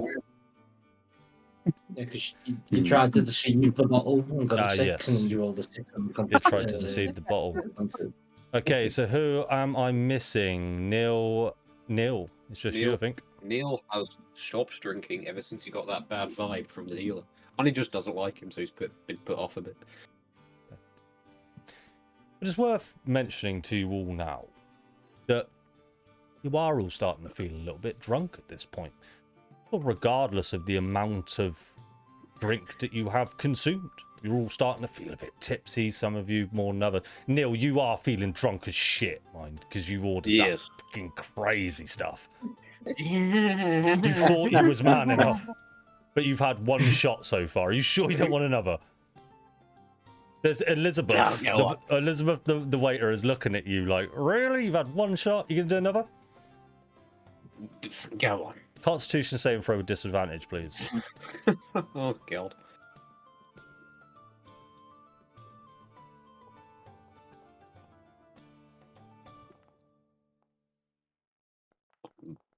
Oh, God, I rolled several. You did. I believe that is a 6, and then your modifier is a 6, right? So it'll be a 12. Yes. That's the lowest of them all. That's perfect. So you are feeling exceptionally drunk. You've been drunk before, I would presume. This feels different. This feels like you're super drunk, like super drunk, to the point where things are starting to look strange. The walls are starting to look fuzzy. Your vision is starting to turn, and you're starting to slur, and you're starting to move. Yeah. Cool. Orion, what are you up to? I was slinking away from the table. Yeah. The blackjack. 20, whatever we're calling it. Jack Black. Jack Black. I'm thinking black. Yeah. I was going to go over to What's a Tits. What's her tits? For everybody else watching, that's Irina Kuliana. What's her tits? What's her tits? Yes, that'll do. I was going to go over to Irina. Yeah, so Irina's just sort of been sat at the original table that you once were. Around the blackjack table, there was only so many seats, so she just didn't want to take up another seat. She was being very polite, and you could see her there, just sort of sipping a little bit of wine. She's very happy to see you. Oh, God. Okay.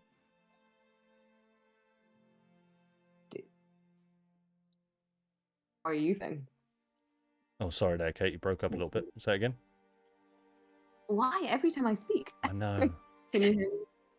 Yeah. How are you doing? I mean, I'm doing better. This has been a different sight, I should say, from what you have seen. I don't know about you, but I'm starting to feel a little bit woozy. I'm starting to feel a little bit more, I don't know, adventurous. I'm feeling a bit strange. Yeah, I understand it's like to be drunk. I've not been drunk, have you? Yes, I've been drunk. In check. Go for it. I'm already rolling a deception. Ooh, good. What have you rolled for insight? Sorry, I'm in the wrong tab. There we go. Oh, why have all of my rolls tonight been trash? They have been trash. He's hardcore. So with that terrible insight, yeah, you get the sense that she's probably been drinking quite a bit. Seem a little bit crazy by it. You're like, ooh, quite cool.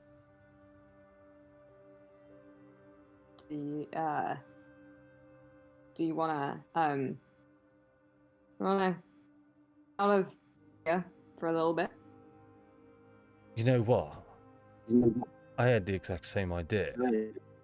Are you up for something?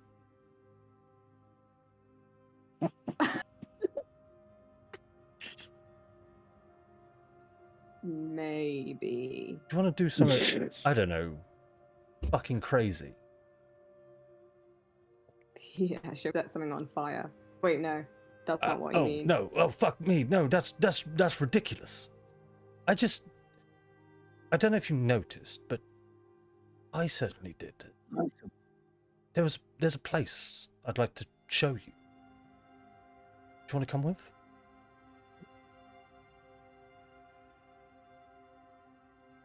Okay, can I do an insight check to see if I trust her? I'm not gonna make you roll for that, because that's on you to decide if you trust her or not, or unless you're looking for any signs of betrayal, I guess. Any signs of deception. Is that what you're looking for? Yeah, Ill intention. Okay. Right. Yeah, like is she meaning like, yeah, let's go, it'll be great, or is she? Okay. Roll an insight check then. No, forget it. I Sure. I do trust her, so I'm drunk. So yeah, and also I don't know, I think Samir's coming this way, so we should probably. Yes. So in this moment, you see Samir swag walking over. What are you up to, Samir?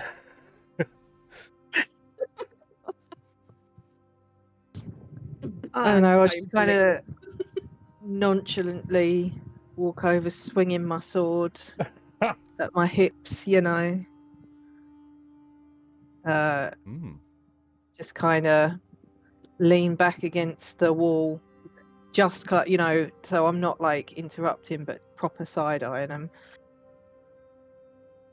I gotta make Irina roll something for this. Intimidation. Hey, what? Well, Be like, hello, fellow young people. Irina will kind of.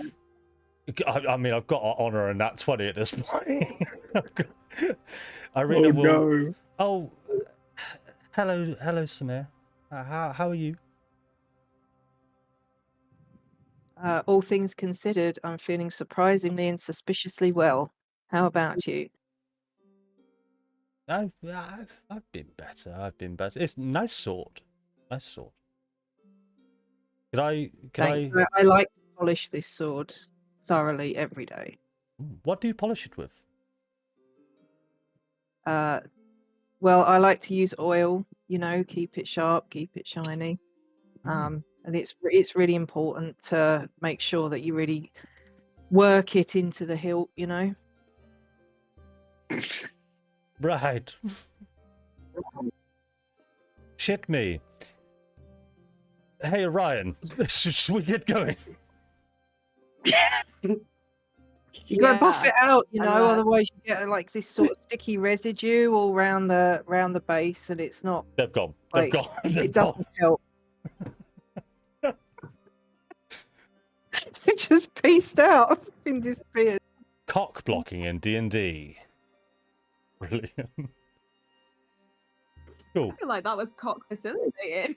Yeah, maybe. Speak for yourself. Fucking hell. The opposite, yeah, giving her ideas. You don't know what I'm rolling. Cool. So, Orion,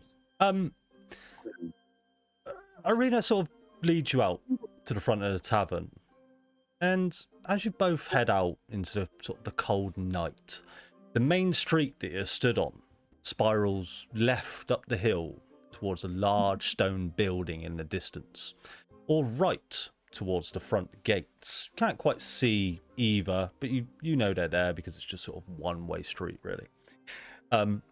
You see as Irina sort of crosses this main cobblestone path, and leads you behind one of the sort of abandoned wooden cabins on the other side. After a couple of minutes of walking through these sort of wooden abodes, and you're sort of both sort of sneakily and mischievously sort of making your way through just so no one sees you. As you're sort of walking with a brisk pace, you come along into a clearing on the outskirts of the village. You see a glistening pool of water in front of you, the moonlight shimmering down onto the ripples of water, making it look almost magical in nature. If you were a spellcaster, you would think this was some kind of arcane spell. However, you're not, so you don't. To the right of the pool, you see a rundown wooden structure with a stone statue depicting a saintly woman leant up against one of the wooden beams. And what I'll do, move us all there. Just to give you a sort of a sense what things are like. You sort of stood there at this pool. Anything you'd like to do? And Irina's just sort of sat there, and she's just admiring the glistening of the pool. And she says, "Do you like it?"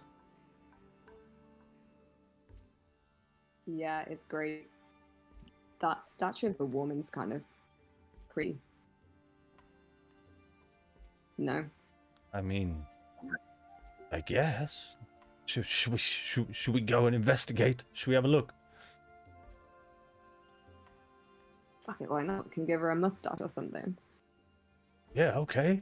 And so she sort of leads you into this wooden sort of structure. You see vines creeping up sort of the wooden beams. The statue that stands in front of you is a stone statue. It looks very... it looks like it hasn't been tended to in God knows how many years. The stonework is broken. Somebody has already drawn a mustache on the face. One of the eyes is sunken and done. But could you go ahead and roll me an investigation check for me, please? Oh, yeah. I actually feel like this is one roll that doesn't have a minus to it. How good is that? Investigation. Yeah. Ooh. Ooh. Ooh. Oh, no. That's a natural one, if I'm not mistaken. Yeah, I mean, that's the statue there. That's the statue. So what you've actually done is Irina has taken you into this wooden building, and she's pointed out this statue and said, Orion, what do you make of it? Isn't it wonderful in its own way? And you're looking at something completely different. Like you've just missed her cue completely to even look at this statue. You've seen a butterfly and it's just flown off. Oh, you're not into statues, Orion? Not into... No, wait, what? Sorry, wasn't, had something in my eye, I guess. So, you take a quick look at the statue, and just underneath the statue is all I'll give you, is you do see a placard that says "Lost Souls Seeking Answers." That's all that's written. Oh, that's nice. I guess we're the lost souls. Yeah, maybe a little bit. Have you been here before? No, I didn't. I didn't even leave the village of Barovia until you guys turned up. I just noticed this on the way in. We're walking up. Kind of nice. It's probably just You one of think the most beautifulest places I've ever seen, and I just wanted to show you. Felt right, you know. Yeah. Yeah. Not really good with having conversations and things. I almost said some really stupid stuff to the others earlier.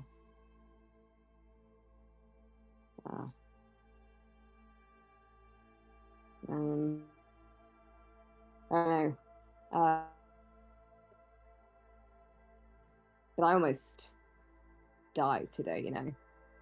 I know, I was there. And I've been thinking, yeah, it probably looked really shit. From my perspective, I know, look, I need to apologize myself.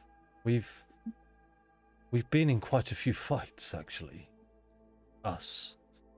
I was there at the Hag's Tower, and let's just say I was in a coma outside the tower because the DM forgot to move me and put me into initiative tracker. But the DM was very new back then. I was very useless at that Hag's Tower. I do apologize. And this fight, I felt useless. And she pulls out this sword that's in her hilt, sort of just swings it around. She goes, I don't even know how to use this. This armor it's ornamental. I think I'd be more of a burden to you if I were to try and fight. But I saw a way out, and that was to ask Krezk for help, and they came. I hope that helped. I really do. Honestly, I think maybe you might have saved all of us. It was looking pretty hairy there for a second. So,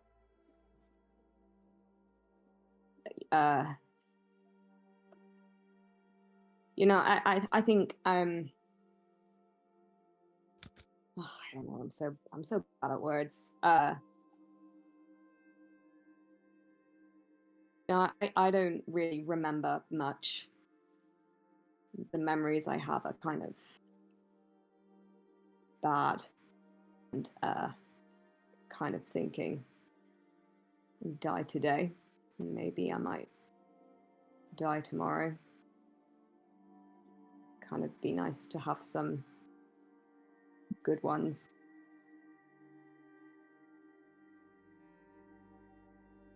Yeah, I get you. Oh God. And I'll go to Irina. I'll do it really sexily, you know. And she'll just kiss you. Oh, I'm gonna give her like a little. This is PG, guys. I want to do that thing where you like push the hair off the back of the neck and then give a little neck kiss. And as you give her that kiss, it's a very nice I kiss. don't.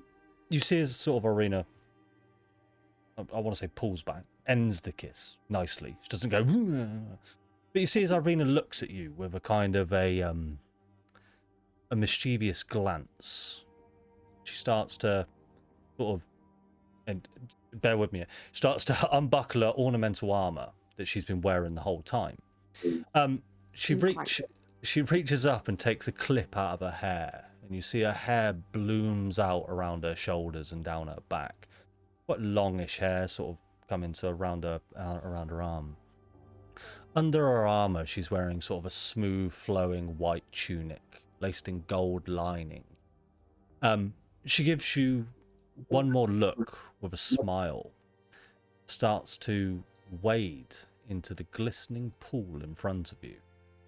Her face instantly turns to regret as the water is fucking freezing, but she withstands it, and she starts to get a lot more comfortable. She's just sort of wading in the middle of this pool, treading on the water, and she sort of beckons you in. Will you go in? It's so nice of you guys. Fuck it, yeah. Why not? Cool. And with that, we will just cut back to the other group for just a second. We'll come back to that shortly. Cool. What's everybody else up to? I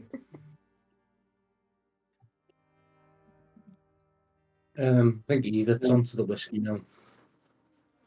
Make me a Constitution saving throw, please, Edith. Oh, okay.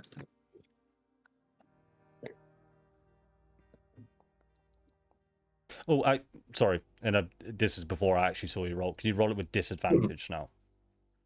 Yeah. Ooh. Made it. Well, Edith, you feel drunk as hell, like really super drunk. But like I've sort of explained before, this doesn't feel like your typical drunk. Now you're quite a wise old lady, I think. I don't know. What's your wisdom score? Not. Oh, okay. Your wisdom is It's Six. 6. Yeah. Shit. 6 wisdom and 9 intelligence. Okay, I'm going to say you're wise from experience, as you are an elderly lady. All right, as much as you don't take much of that wisdom in and can put it out, you do remember quite a few things. You remember being drunk. You remember a lot of things that you've drank. This feels nothing like you've ever felt before.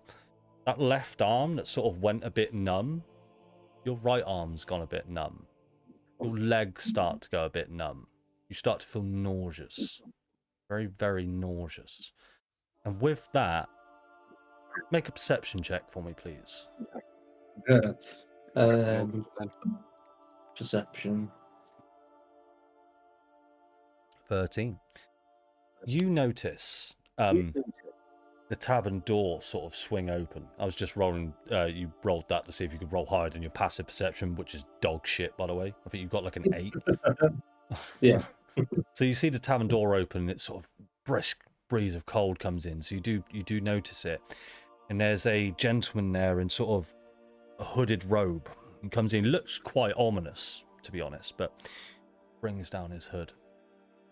And he walks up to you, says, "Hello there, are you Edith?" Yeah. That's sort of a drunk voice. Okay. The abbot has sent for you. Would you like to come with me?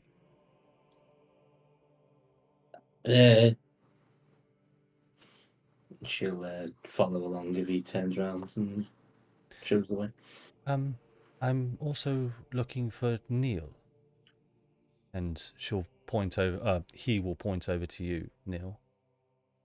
Neil, the abbot has sent for you. Would you care to come with me? Can I bring the Warforged? He just wants to see the world. I'm He afraid. just wants to see the world. I'm afraid you cannot take the Warforged with you. However, I can arrange for the Warforged to be brought up to the Abbey at a later time. Yeah. Or forged booty call. Yes, I will give him your number. Thank you. Alright. Will you I'll, both making your way? Yeah. I'll waddle out. Okay. So as you both Ta-ta! The scary man is calling me. make your way out into the snowy night in the centre of this small village of Krezk, you follow this cultist. Well, I call him a cultist. He looks like a cultist. That's the way I described him. Right? It's a bloke in a hooded robe. Right? Looks a bit ominous. Stop the tongue there, DM. Rewind. Yeah. Is this like that time that we Yeah. saw the Abbey and went, "Oh, that looks like an Abbey. How convenient." No, nothing like it. Nothing like it. And then you said the Abbey, and it was the Abbey. Look, guys, there's nothing bad This is is happening. not the cultist. It's like that time I revealed not Krechkov in that fucking one shot. Greatest failure.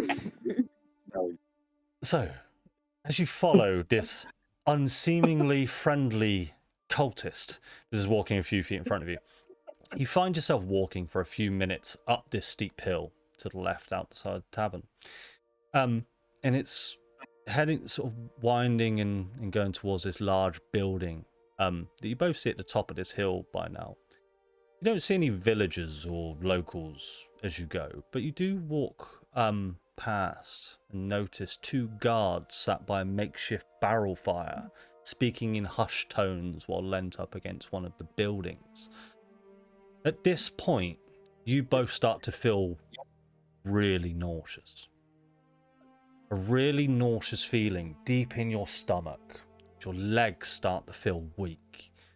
Each step you take feels like you're being weighed down by something pulling you into the ground below.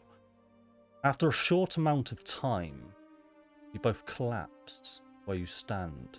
The two people you saw before run up and grab you from behind and pick you up back to your feet. They start to drag you through the snow. You try to resist, can't, as you lose all feelings in your arms and legs, as your body goes limp and you start to lose consciousness. Edith, as your vision begins to sort of fade to black, you can hear the muffled voices of the people clutching you from behind. Kind of hear them saying,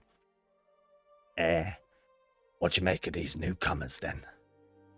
And the other chap sort of responds, there's two of them. Aye, that spider looking one gonna do nicely. Aye, I had me eye on that pink-haired one. I was allowed to take me pick. Yeah, it's a shame we won't even know who's who in a couple of days. I just can't stop thinking about sinking my fucking teeth into that woman's skull. Your vision fades to black. Cool. We're going to cut back to the group that is in tavern. Samir, Farah, Weft. You're all feeling insanely nauseous right now. Your arms feel numb, your legs feel numb. Farah, Elizabeth sort of wades on over to you and she says, hello there, Farah. Are you feeling a little bit under the weather? I do feel a bit fucking weird. Like, I'm not supposed to be able to get drunk, but I feel drunk. Ah, won't be the drink that's doing that to you, unfortunately. No. I think what's best is just let yourself go to sleep, Farah. Don't you think that's a great idea?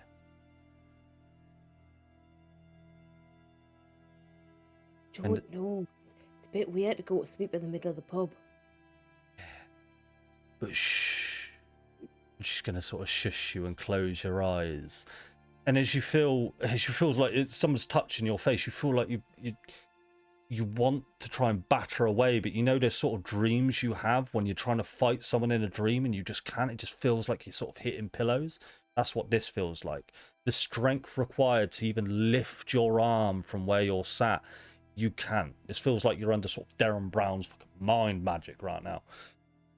Samir, you're starting to feel super nauseous now. You're starting to feel sort of doubly as nauseous as before, just because of the lycanthropy that is still running through your veins, sweat dripping down your brow. And let me just fire Foundry back up, so you should all be able to reload it now. You also start to go limp and start to lose consciousness of where you currently are. If we just take 2 minutes just to get everybody back in Foundry, because it will be quite important for a second.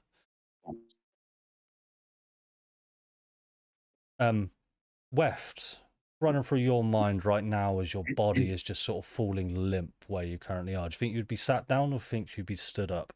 Yeah, I would be sat down. Quick question. So I noticed that all of my spell slots are back. I can't remember if I had any left. Did anyone heal or anything? So yeah, I did everybody's spell slot.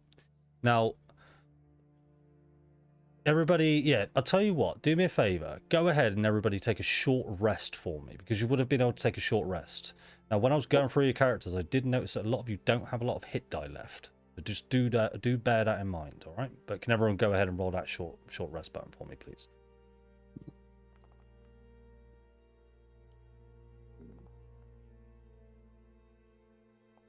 I mean, I had one left. But... Yeah, I don't think a lot of you had a lot of hit die left. I did roll Didn't the I have a max level I of could on my exhaustion hit as die. well? You should still do have a level of exhaustion because of your rage. Yeah, I've just put it on there. If for some reason it went off, must have been when you updated it from D&D Yeah. Beyond. Yeah, luck. mine. I lost mine as well. I had to put mine back on. Okay. Orion, can you do me a favor and put your level of exhaustion back on? Don't worry too much about it just for now. I think it's still on there. Wow, a 4. Okay. Okay. Whoa. Exhausted Andrew. Okay. So, Yeah.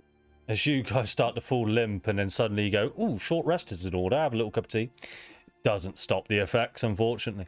I'm just going to say during this, we've been here a few hours now, sort of fucking around, playing blackjack, having a chat at the tables, having a drink and some eating. It does appear that what you were eating, what you were drinking, left, you get the impression is poisoned. And by now, as you start to lose consciousness, you can see every single person in this tavern is staring directly at you and your group. They're just sort of waiting, No. waiting for you to fall. Is there anything you'd like to do in your final few moments? I would. Yeah, I would like to revert. I would imagine if everybody's looking at me, I would want to be as small as possible.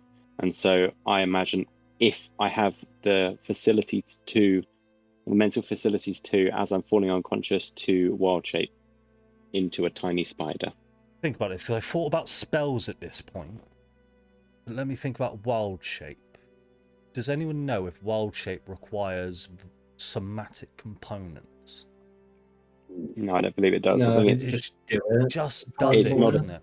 Okay, then Yeah. I'm going to allow it at this point, because if semantic, but you're barely able to lift your hands, lift your legs, but within you, I'm going to say your wild shapes come from within you. You can muster that strength. So, tiny spider, I assume? the tiny spider, yeah. Tiny spider. All right. Yeah. Cool. Rick. You're not having all of us. I fucking hate druids. It's fine. Cool. We're gonna cut back from you guys, or if there's anything as you guys start to lose consciousness. Samir, Farah, is there anything that you'd like to do in your final few moments? No. Samir. No, probably just curse very loudly as I drop to the floor. Fuck. Yeah, I like it. Essentially, yes. Cool.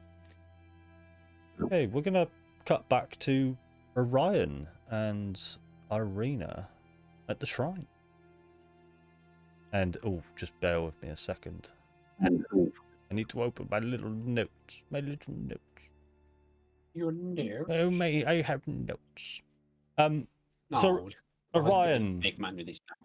Orion, remind me, you were going to step into the water with Irina, is that right? Getting in the water. Cool. So, as you step into the Okay. water, you sort of dip your feet in. Out of interest, because this does kind of matter. Are you going in fully clothed?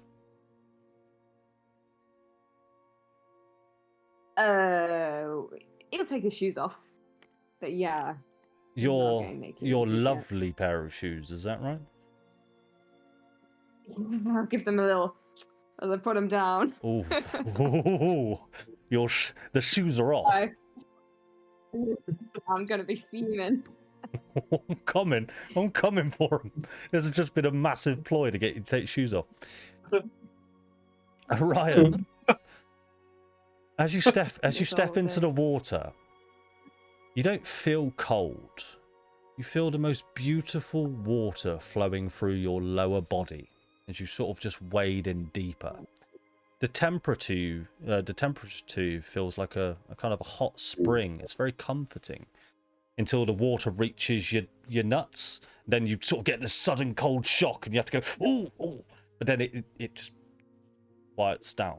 I mean, it's training more because I really don't understand. So that sort of dies down after a couple of seconds. Oh, You look down at your arms and the various wounds that you sustained in the battle just a few hours ago, they're starting to heal. The exhaustion that you were previously feeling starts to dissipate. The draining and the cursed feeling you were feeling previously after being bitten by the werewolves just seems to expel from your body out into the water. You haven't felt this good in years. You feel invigorated. And can you go ahead and take a long rest for me, please? And remove your level of... Sorry, Adam? My bad reference. Carry on. Alright. So remove your level of exhaustion for me. And your lycanthropy has now been cured. Yay! Oh, hi. There we go. Amazing. Oh, wait, I long rest. Sorry. Yeah. Go ahead and hit that long rest for me. Awesome. So, That's responsibility. as you're wading in the water, it starts to get very, very deep. Up to the point where you sort of reach Irina, you can no longer feel the bottom anymore. And you're needing to sort of tread water very lightly. Irina reaches out to you and takes both of your hands. Just spends a few seconds staring at you.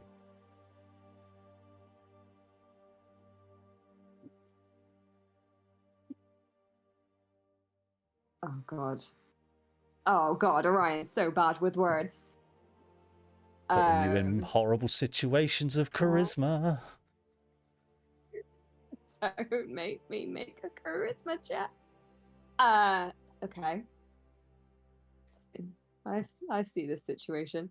I will, I'll take her hands, and I'm just gonna move my hand up to her elbows, and I just wanna guide her, not forcefully, like gently back against the side of the pool.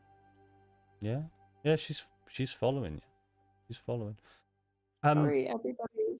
It's worth seeing that beautiful sort of now wet sort of auburn hair, very long, very flowing in the water, and she just sort of follows you over to the side. And she's just kind of looking longingly into your eyes, and she'll say, "Orion, I haven't met someone like you ever. I kind of feel a sense of comfort when I'm with you.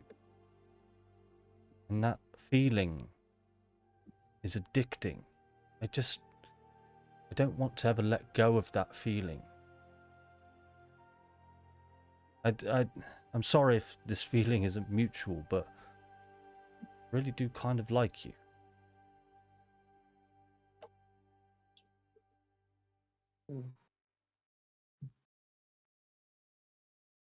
Oh god, I'm trying to figure out how to play a -1 charisma play situation. Play it well. Okay, so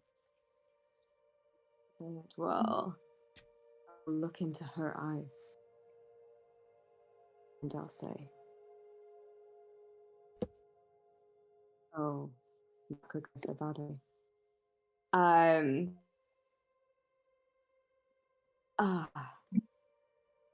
God. I'm just gonna take off my top. Is it? You take off. Oh. You take off your top. Oh my god, I'm so sorry to everybody. That's all right. Just bear with me a second here, because this is going to get fun. Don't panic. So as you take off your top, do you want to describe to us what Orion looks like, or you're not bothered?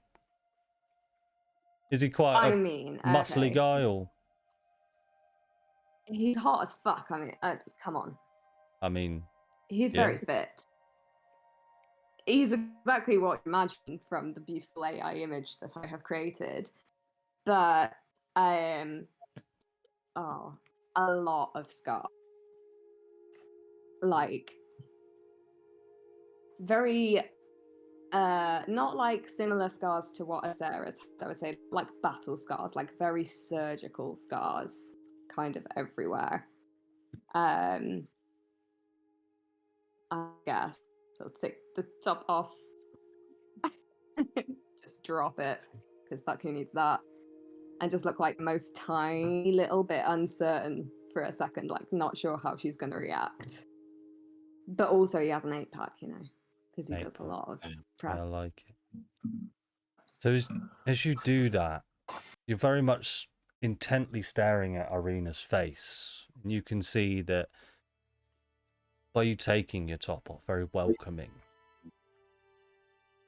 But suddenly, Irina's facial expressions start to change. Oh my god. Oh Where's- my god. Where she was very close to you. And in the meantime, Krezk is over there running a fight, like doing a shit in your shoe. Just saying. You can ignore him.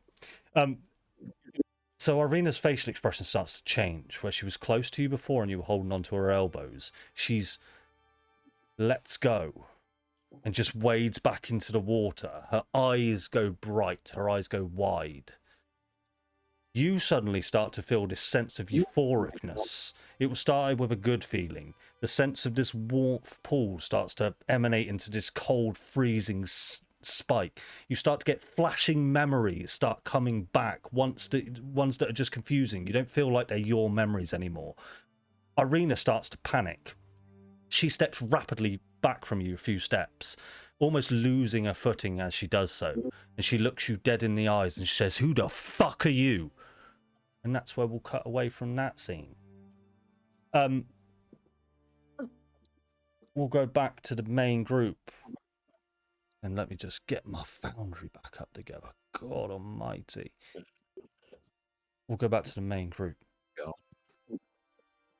Samir, Farah, and Weft. Weft, you kind of regain consciousness for a second.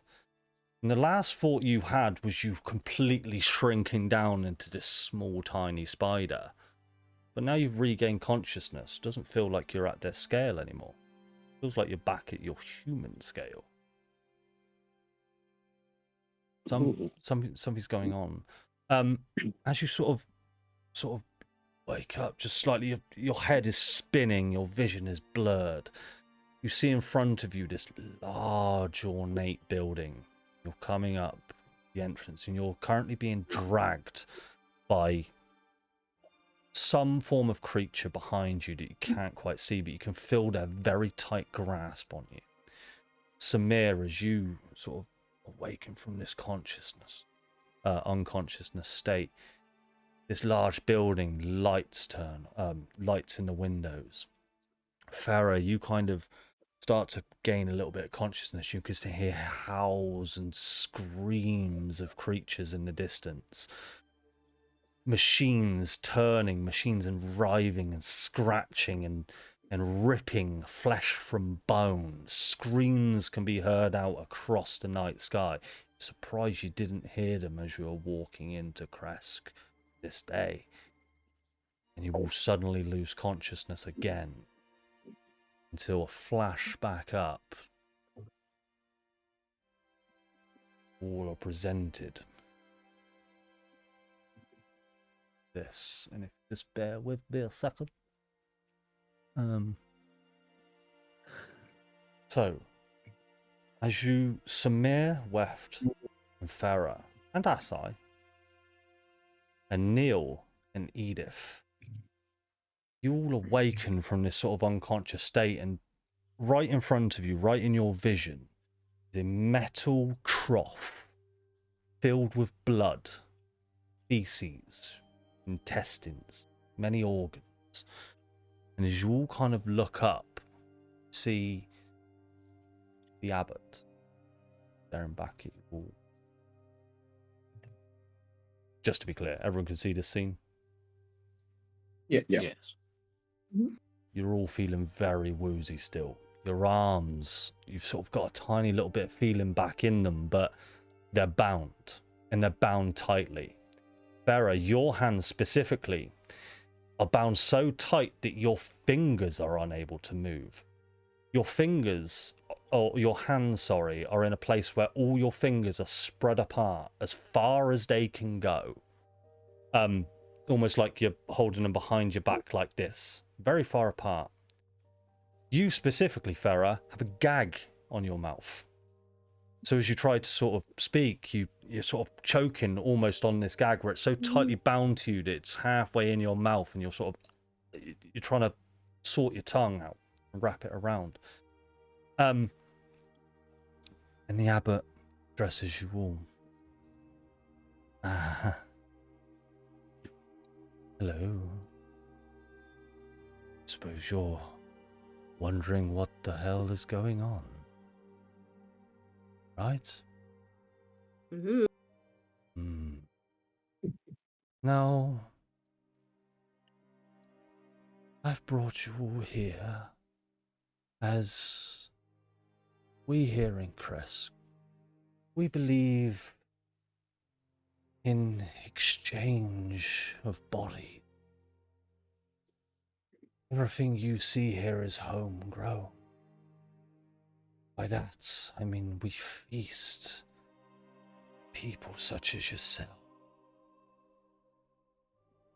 We require your strength, your mind, and your knowledge.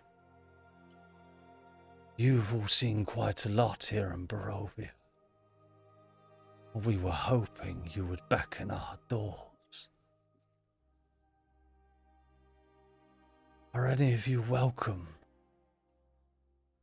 Any of you welcome the thought of becoming a feast? Feed the children of Krezk. Would anyone like to stick their hands up for that? Oh, sorry. You're bound. Nod your heads if you agree or disagree.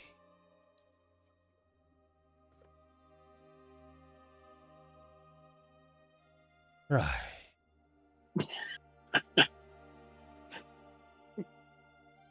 I do feel as though I need to show you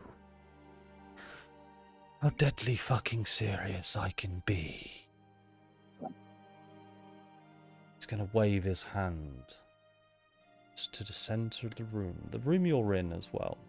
It's a very large, ornate room. As I've mentioned before, this is one of the biggest buildings you've ever seen. And as you were walking up, you sort of saw the largest of these chambers, and this is the chamber that you can assume you're in. A large, great hall. On the sides of the walls are sort of large ornate tapestries depicting devil-like creatures and demon-like figures. There's an altar in front of you, sort of just past the abbot.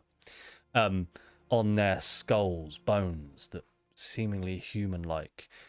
You can hear people behind you sort of scuffling around. The perceptive amongst you would see maybe 2 or 3 people sort of walking, pacing back and forth with robes.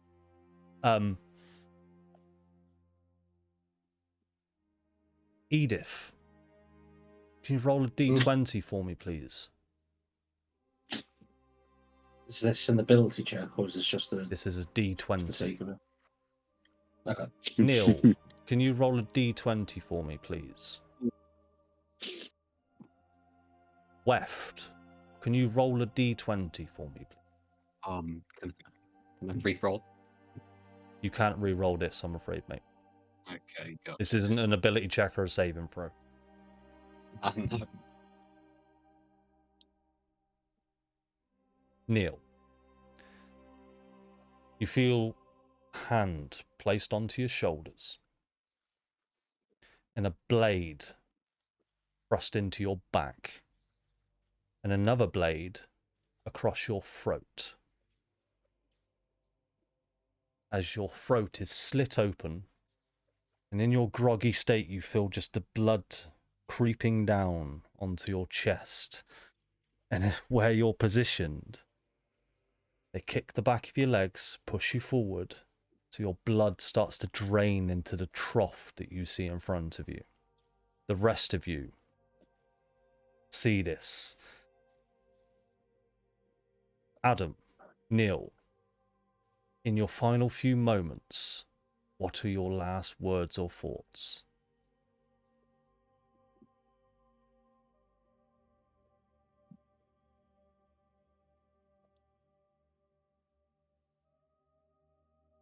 I just wanted to see the world.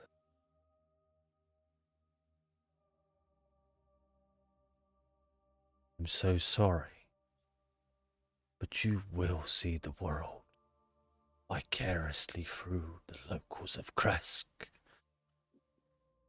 Don't worry. We won't waste a drop. We won't waste a single piece of flesh or bone.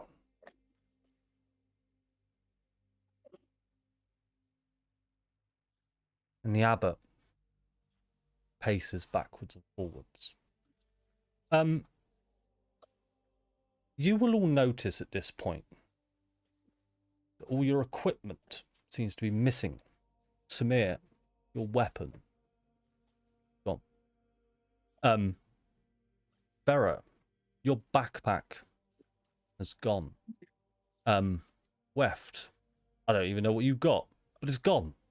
It's gone. Can Samir, Farah, Weft, can you make me a perception check for me, please?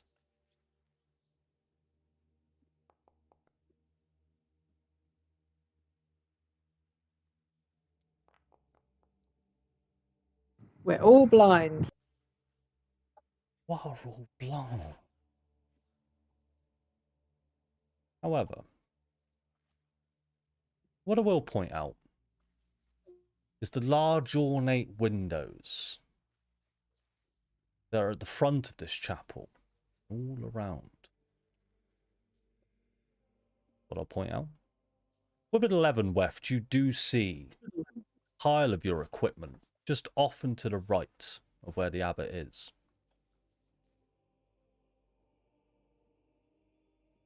With the sound of Neil gurgling and choking on his own blood as it pours out. And in the next few moments, Neil's body falls limp. And they just sort of let him go, with his head and his neck draining his blood out into this trough. You see the pile of equipment starts to sort of twitch. The abbot looks at this pile and walks on over and finds your backpack, Farah. Underneath the backpack, you see Santa the dog ruffling there. And as the abbot takes your backpack, he reaches in and he pulls out a small note. Do you remember what that note said, Farah? That note said keep Santa safe, and I swear to fucking God.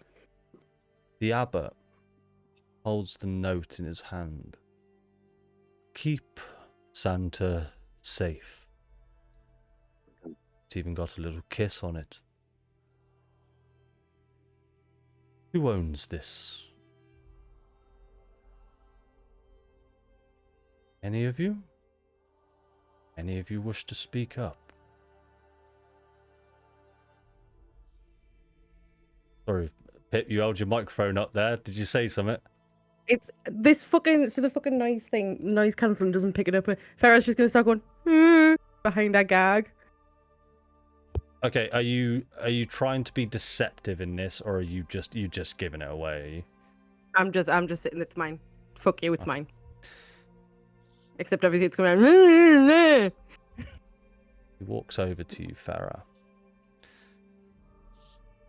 This note belongs to you, and he'll take the gag and he'll take it off, just for a moment. Put it the fuck back. Make an intimidation check for me, please. Yeah, get I should have not 20. worn the clown outfit.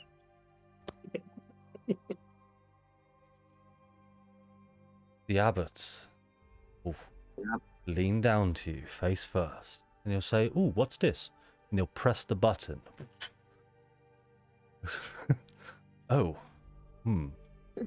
that's interesting. Didn't expect that. You look like a clown. I like it. However,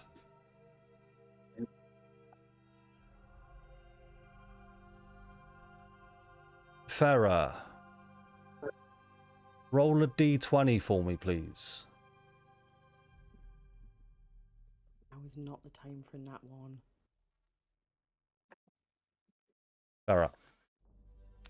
The abbot walks back over to Santa.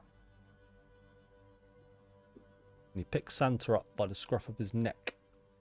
Farah casts Eldritch Blast and uses a sorcery point to cast it as a subtle spell so that he doesn't know it's fucking coming. Does Eldritch Blast require somatic components? Subtle spell That gets rid of verbal components. and somatic. Does it also get rid of somatic? Oh, I'll take your word for it. I thought it Hang would... on, I'm clicking on it. It says S or V. Oh, you clever girl. Yes. Oil my plan. Right, tell me exactly what The your... minute you said that I was gagged with my hands behind my back, I knew what I was fucking doing. I've got no spell slots though, so this is going to be a little bit sad. So it's an Eldritch Blast. Now, at your level, you can cast It's 2 an Eldritch Blasts, right? I can cast 2 Eldritch Blasts, so they're both heading directly for his head. Okay. So heading directly for the abbot's head.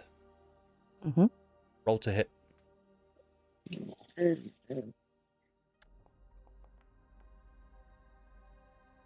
24. The first hits. 7 points of damage. Go for the second Eldritch. Oh no, it does.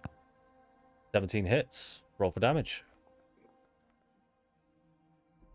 6. Do you want to describe the 2 Eldritch Blasts as they smash into the abbot?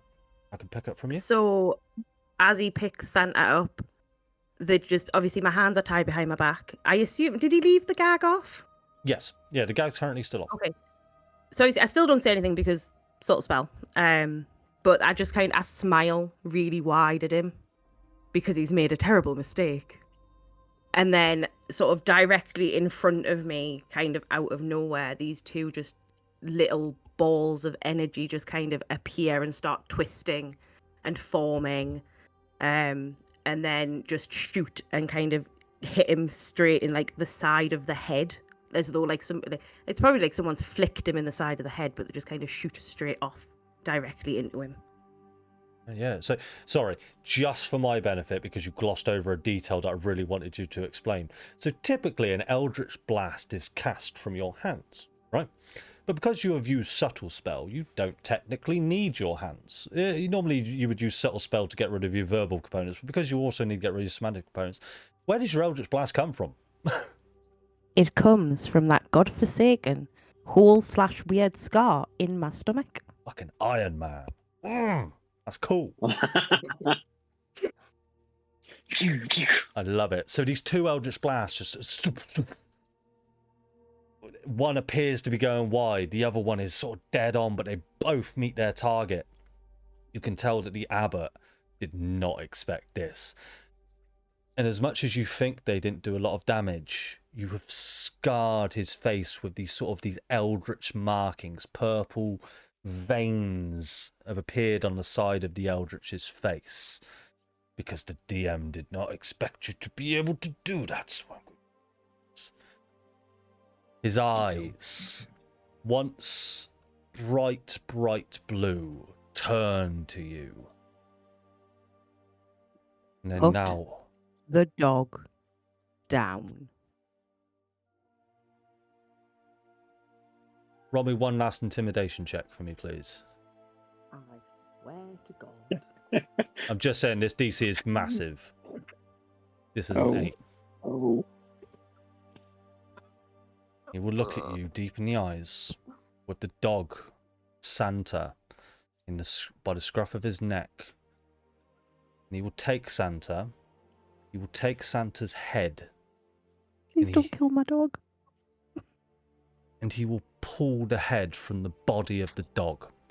So as he does, you hear these faint howls as he does, but the head detaches from the body, the sinew, the flesh, and the blood starts to appear. The howls of the dog don't last too long, they last about a couple of seconds, but to you, Ferret, it feels like it lasts a lifetime. And the rest of you, the ones that can bear to look, the abbot slings the body of Santa to the floor.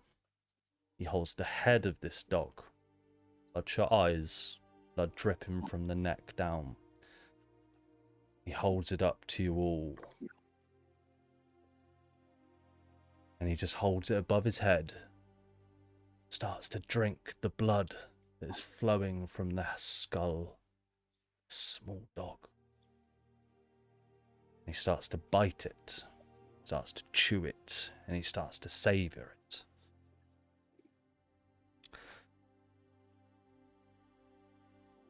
Right.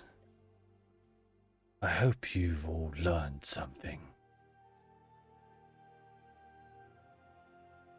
He's going to come on over to you, Edith. He's going to take the gag off of you. Hello, Edith. Welcome to Krezk. What's running through your mind right now, Edith? Just not very happy, like. Where is so he's like face to face with her? Not face to face, so there's a trough in front of you, all right, and he's sort of about 5 feet back from the trough, so let's call it 7 feet away from you. So I can't headbutt him then. You can't have one. I mean, obviously, yeah, she'd be, very distraught seeing Neil die, and also just very, very angry. Yeah, so next to you is the body of your grandson. The blood's still flowing out. It's strange how much blood exists in a humanoid creature. The slit was quite large on Neil's throat. It's not gushing out, but it's sort of like a tap that's been on, sort of left on. A few moments go by and the blood does start to stop dripping. And the abbot walks up to you. You're a special case. And he'll signal his hand over to, again, one of the cultists.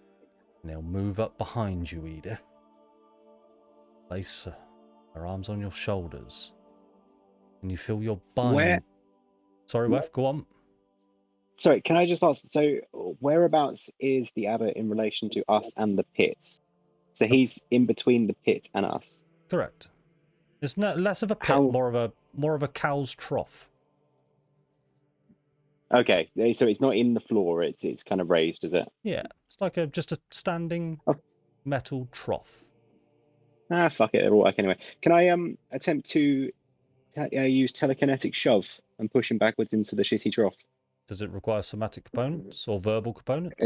No, it's completely. It's all in my mind. Then you have to make it obvious that it's me. Okay. So who are you exactly trying to telekinetic shove? The abbot. I want to push him into the shit. Okay. You want to push him into the trough? Yes, please. It is a very narrow trough. So let me explain the trough a little bit more, just so you can make a choice. I'll tell you what. Just 2 seconds. So Edith.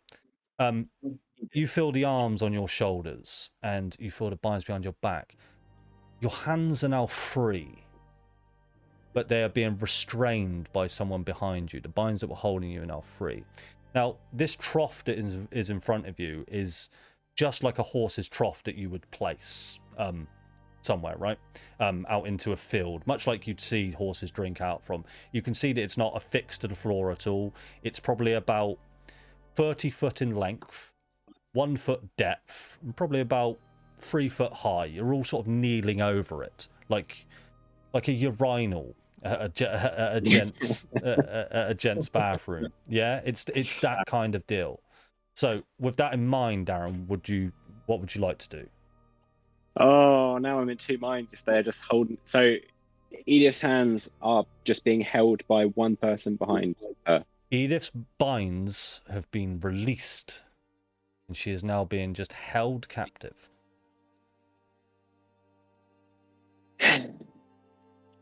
I will shove her captor instead. Shove her captor. All right. Can you just Yeah. remind me what kind of saving throw So- that requires? It is a strength saving throw, DC 15. I can click it, I think. You can click it, and you're doing that on the cultist that is holding it. Because let's face it, they're Please. cultists. Yeah. DC 15. You just. What is your modifier, sir? Unfortunately, Darren, that's a natural 20. Oh my god. Do apologise. I'm rolling well tonight. So in your mind then, so does anything happen if they save just quickly? No, it's So no. yeah, so as much as your mind, you try to connect with this cultist, and you do start to sort of see their robes, this long flowing robe start to wisp in the air, as your telekinetic powers seem to take hold, but you just can't quite find that sort of strength in your own wisdom to really put any grip on them, and they lurch over to you and they hold you tightly, Edith, behind them. The abbot will say to you, "You're a special case, Edith. I do believe Strahd wants a word with you. Take her away." That fucker one. So I was just going to ask, as you are taken away, is there any action that you would like to do, or any last words or final moments?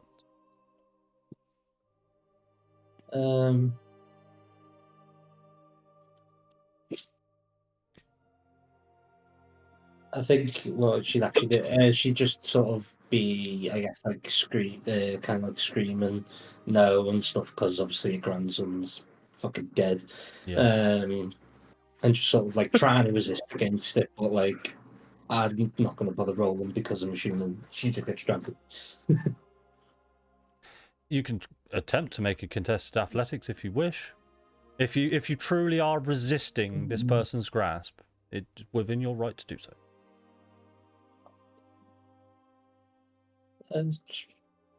Fuck it, why not? I will say you need to make it a disadvantage because you are. And the DC, I'm going to even increase the DC. Because you are still under the effects you are still under the effects of this druggy poison that's still on you. It has started to wear off, but you will need to make it a disadvantage.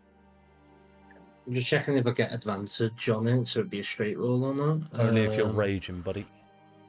Is it only raging? Okay. Only if you're raging. I'm not going to give. Well, it is a bonus action to rage.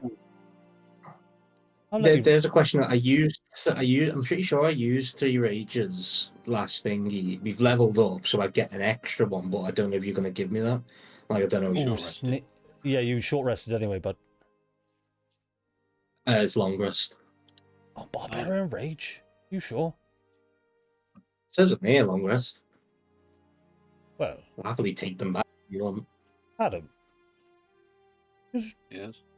Is it a short rest or a long rest for barbarian rage? Hey, the quiz ended last week. Yeah, true. All right, let's go with what it says on the sheet. I was adamant it was a short rest.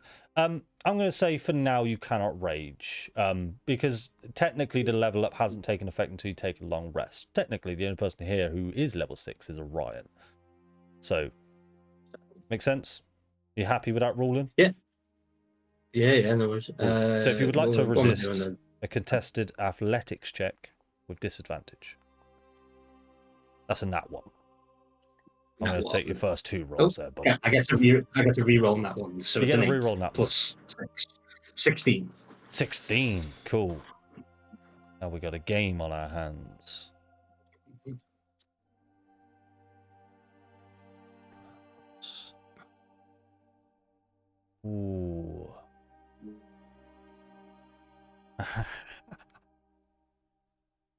tell you, I tell you what.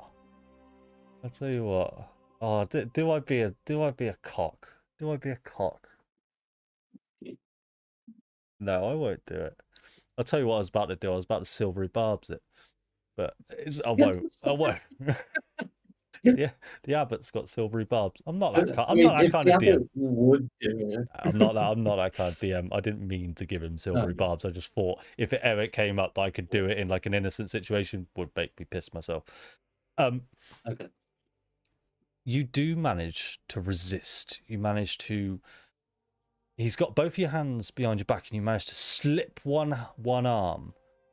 And I'm going to give you sort of 6 seconds to do something. So you've got an action, and you've got one of your arms free right now because he matched a DC. I'm going to give you one arm free. Okay.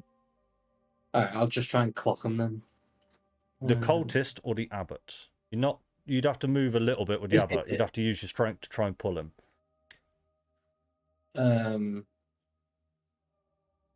Like, would I have to make more ability checks to try and get close to the abbot? I'm going to say because the DC was matched, you were able to slip the grasp from the cultist. But I am going to say that because it was so close, I'm going to ask for another straight strength roll if you wish to pull the cultist 7 feet over to the abbot, or you can clock the cultist without making an ability check. Up to you. Can I possibly use shove again?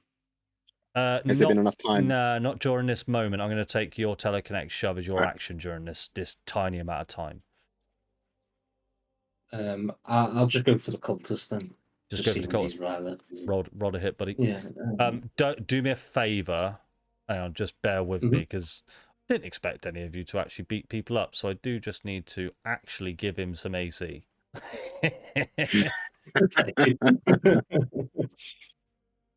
Right, go ahead. Do you want me to target one or anything? I'll just roll straight from the target this one. I'm going to move him in front of you. I wouldn't have my tings, would I? Me knuckle dusters. No, you would not. It would just be a straight unarmed strike. I do believe you have Tavern Brawler, do you not? Strike. I do. What does Tavern Brawler actually give me? I believe it gives you an extra attack as a bonus action, if my memory serves me correctly. When you hit a creature with an armed strike or improvised weapon, you can use a bonus action to grapple the target. Yeah. Yeah. All right. I guess I can try and grapple them back. Go ahead and make your unarmed strike first. That's going to hit. Roll damage. 4 damage as you sock this guy straight in the face. Do you wish to attempt to grapple? You are a Tavern Brawler. Yeah, sure. Man. Fuck it. Roll me an athletics check, please, mate. This would be a disadvantage, wouldn't it? No, it'd be a straight roll now. Because no, yeah, sorry. Sorry, it would be because you're still under the effects of this poison. So yes, please roll that again. Yes. Ooh, you re-roll that one, which gets re-rolled. Yeah, I like it. Is it doing it for you automatically? Yeah, it does automatically. Okay. So that's an 11. Yeah, he rolled a 16 on the dice, mate, with no modifier. So yeah, you do not manage to grapple him. He is going to attempt to grapple you back, though, just quickly with his turn. So just roll me another contested athletics. This is silly, but he's rolled super high. What's your modifier? He rolled it anyway. Oh, sorry. Do you want me to do another one? No. Yes, I just wanted a high pass roll. Oh, okay. 19. Yeah, unfortunately, he didn't get it. He rolled a 19 on the die with a +3 mod. He's got you grappled again, and with that, they are going to move you out of the chamber. They're going to sort of just pull you backwards. And again, Edith, any final moments or final words as you're moved out? Again, so thematically at this point it'd be resistance. I'm assuming that bit's resolved, but so yeah, thematically it'd just be like trying to pull back and kicking out and stuff. And let's say for brevity, he pulls you out. Yeah. yeah. But yeah, it's just kind of like screaming like "Get off me!" like so on, that kind of vibe. Amazing. Thank you, Edith. Farah, what's going through your mind? What are your thoughts right now? Is in shock. Farah hates the voice in the sky.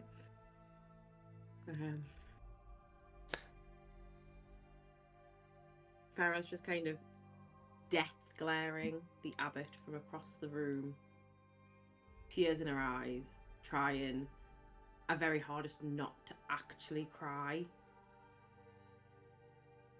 but just like sheer like shooting daggers at him across the room as she processes and attempts to formulate some kind of way out of this shit. Love it. Samir, going through your mind right now. Is Samir gagged as well? You're currently gagged, yeah. Hands bound. Feeling hopeless, feeling weak.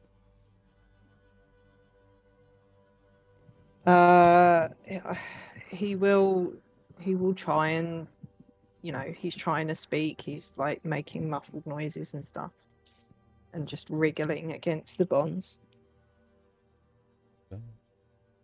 The abbot will move over to you and just briefly pull down your gag. Anything you'd like to say? Samir's going to say, I've been around a lot longer than any of them. My blood's worth more than theirs. Just take me and let them go. Shh. Shh, shh, shh, shh. No place to gag back. Now. It's time for that. Weft. What are your thoughts and feelings right now?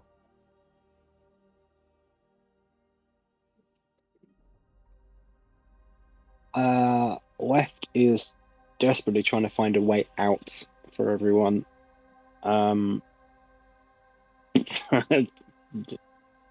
Yeah, I feel absolutely trapped. No idea. And you all see Asai just loving life. Pretty happy with himself. Asai. No. This kind of situation suits Asai down to the fucking ground. He's loving it.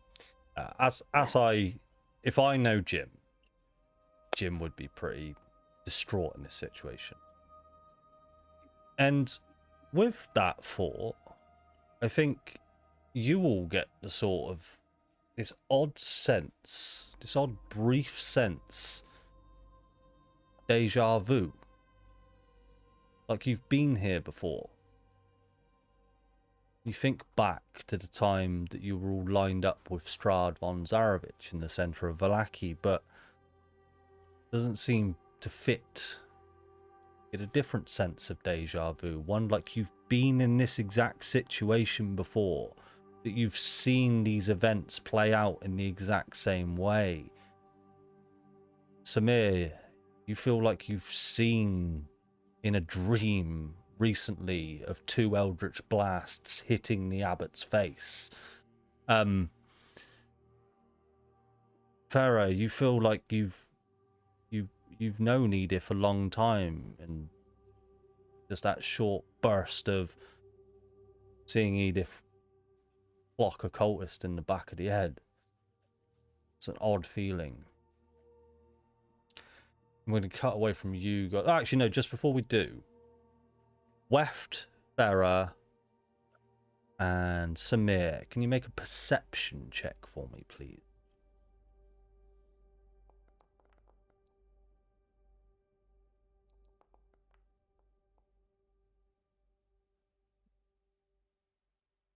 Weft. You see through the windows of this large room suddenly start to darken, start to glow. This ominous orange colour like something is going on outside. Can't quite tell what it is. Farah, with a 14, you see some sort of eminent glow. Can you roll me an Arcana check for me, please, Farah?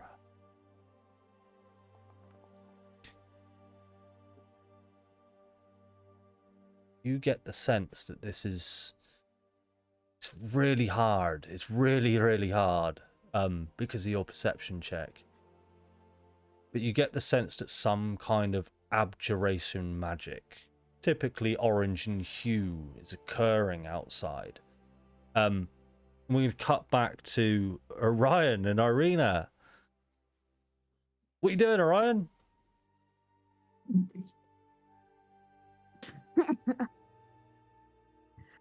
Oh, I'm so stressed. Right, okay. I don't know that any of that happened. Nope.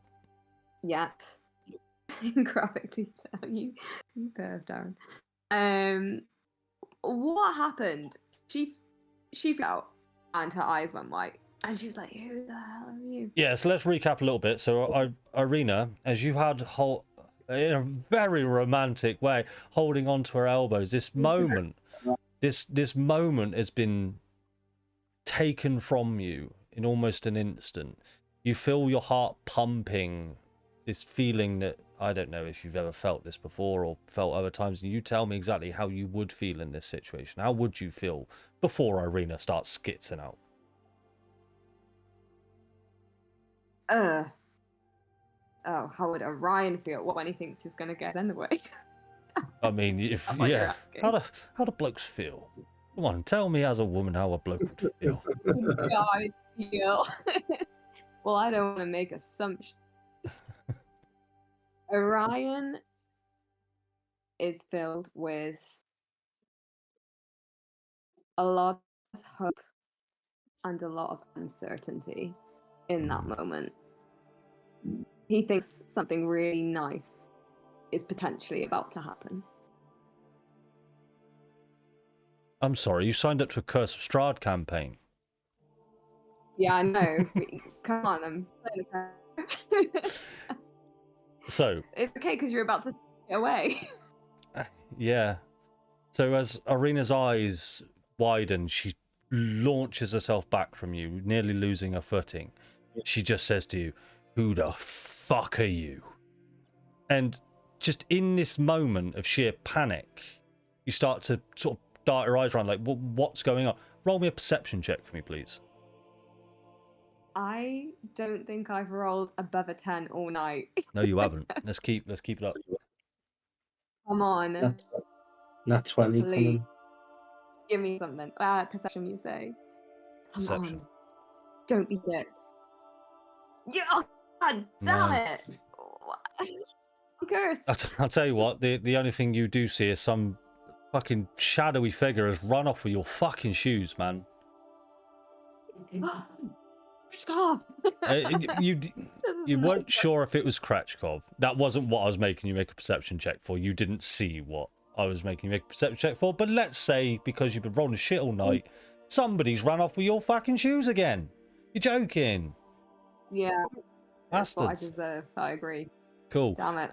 And on that terrible note, Cool. that is where we are going to end tonight's session. And I'd like to make a big thank you to Adam and Jacob for joining us. And thank you so much for being at the table. It's been absolutely fantastic you both being here, and I would have you at my table any time because you've played amazingly. I know we've spoke about it in DMs.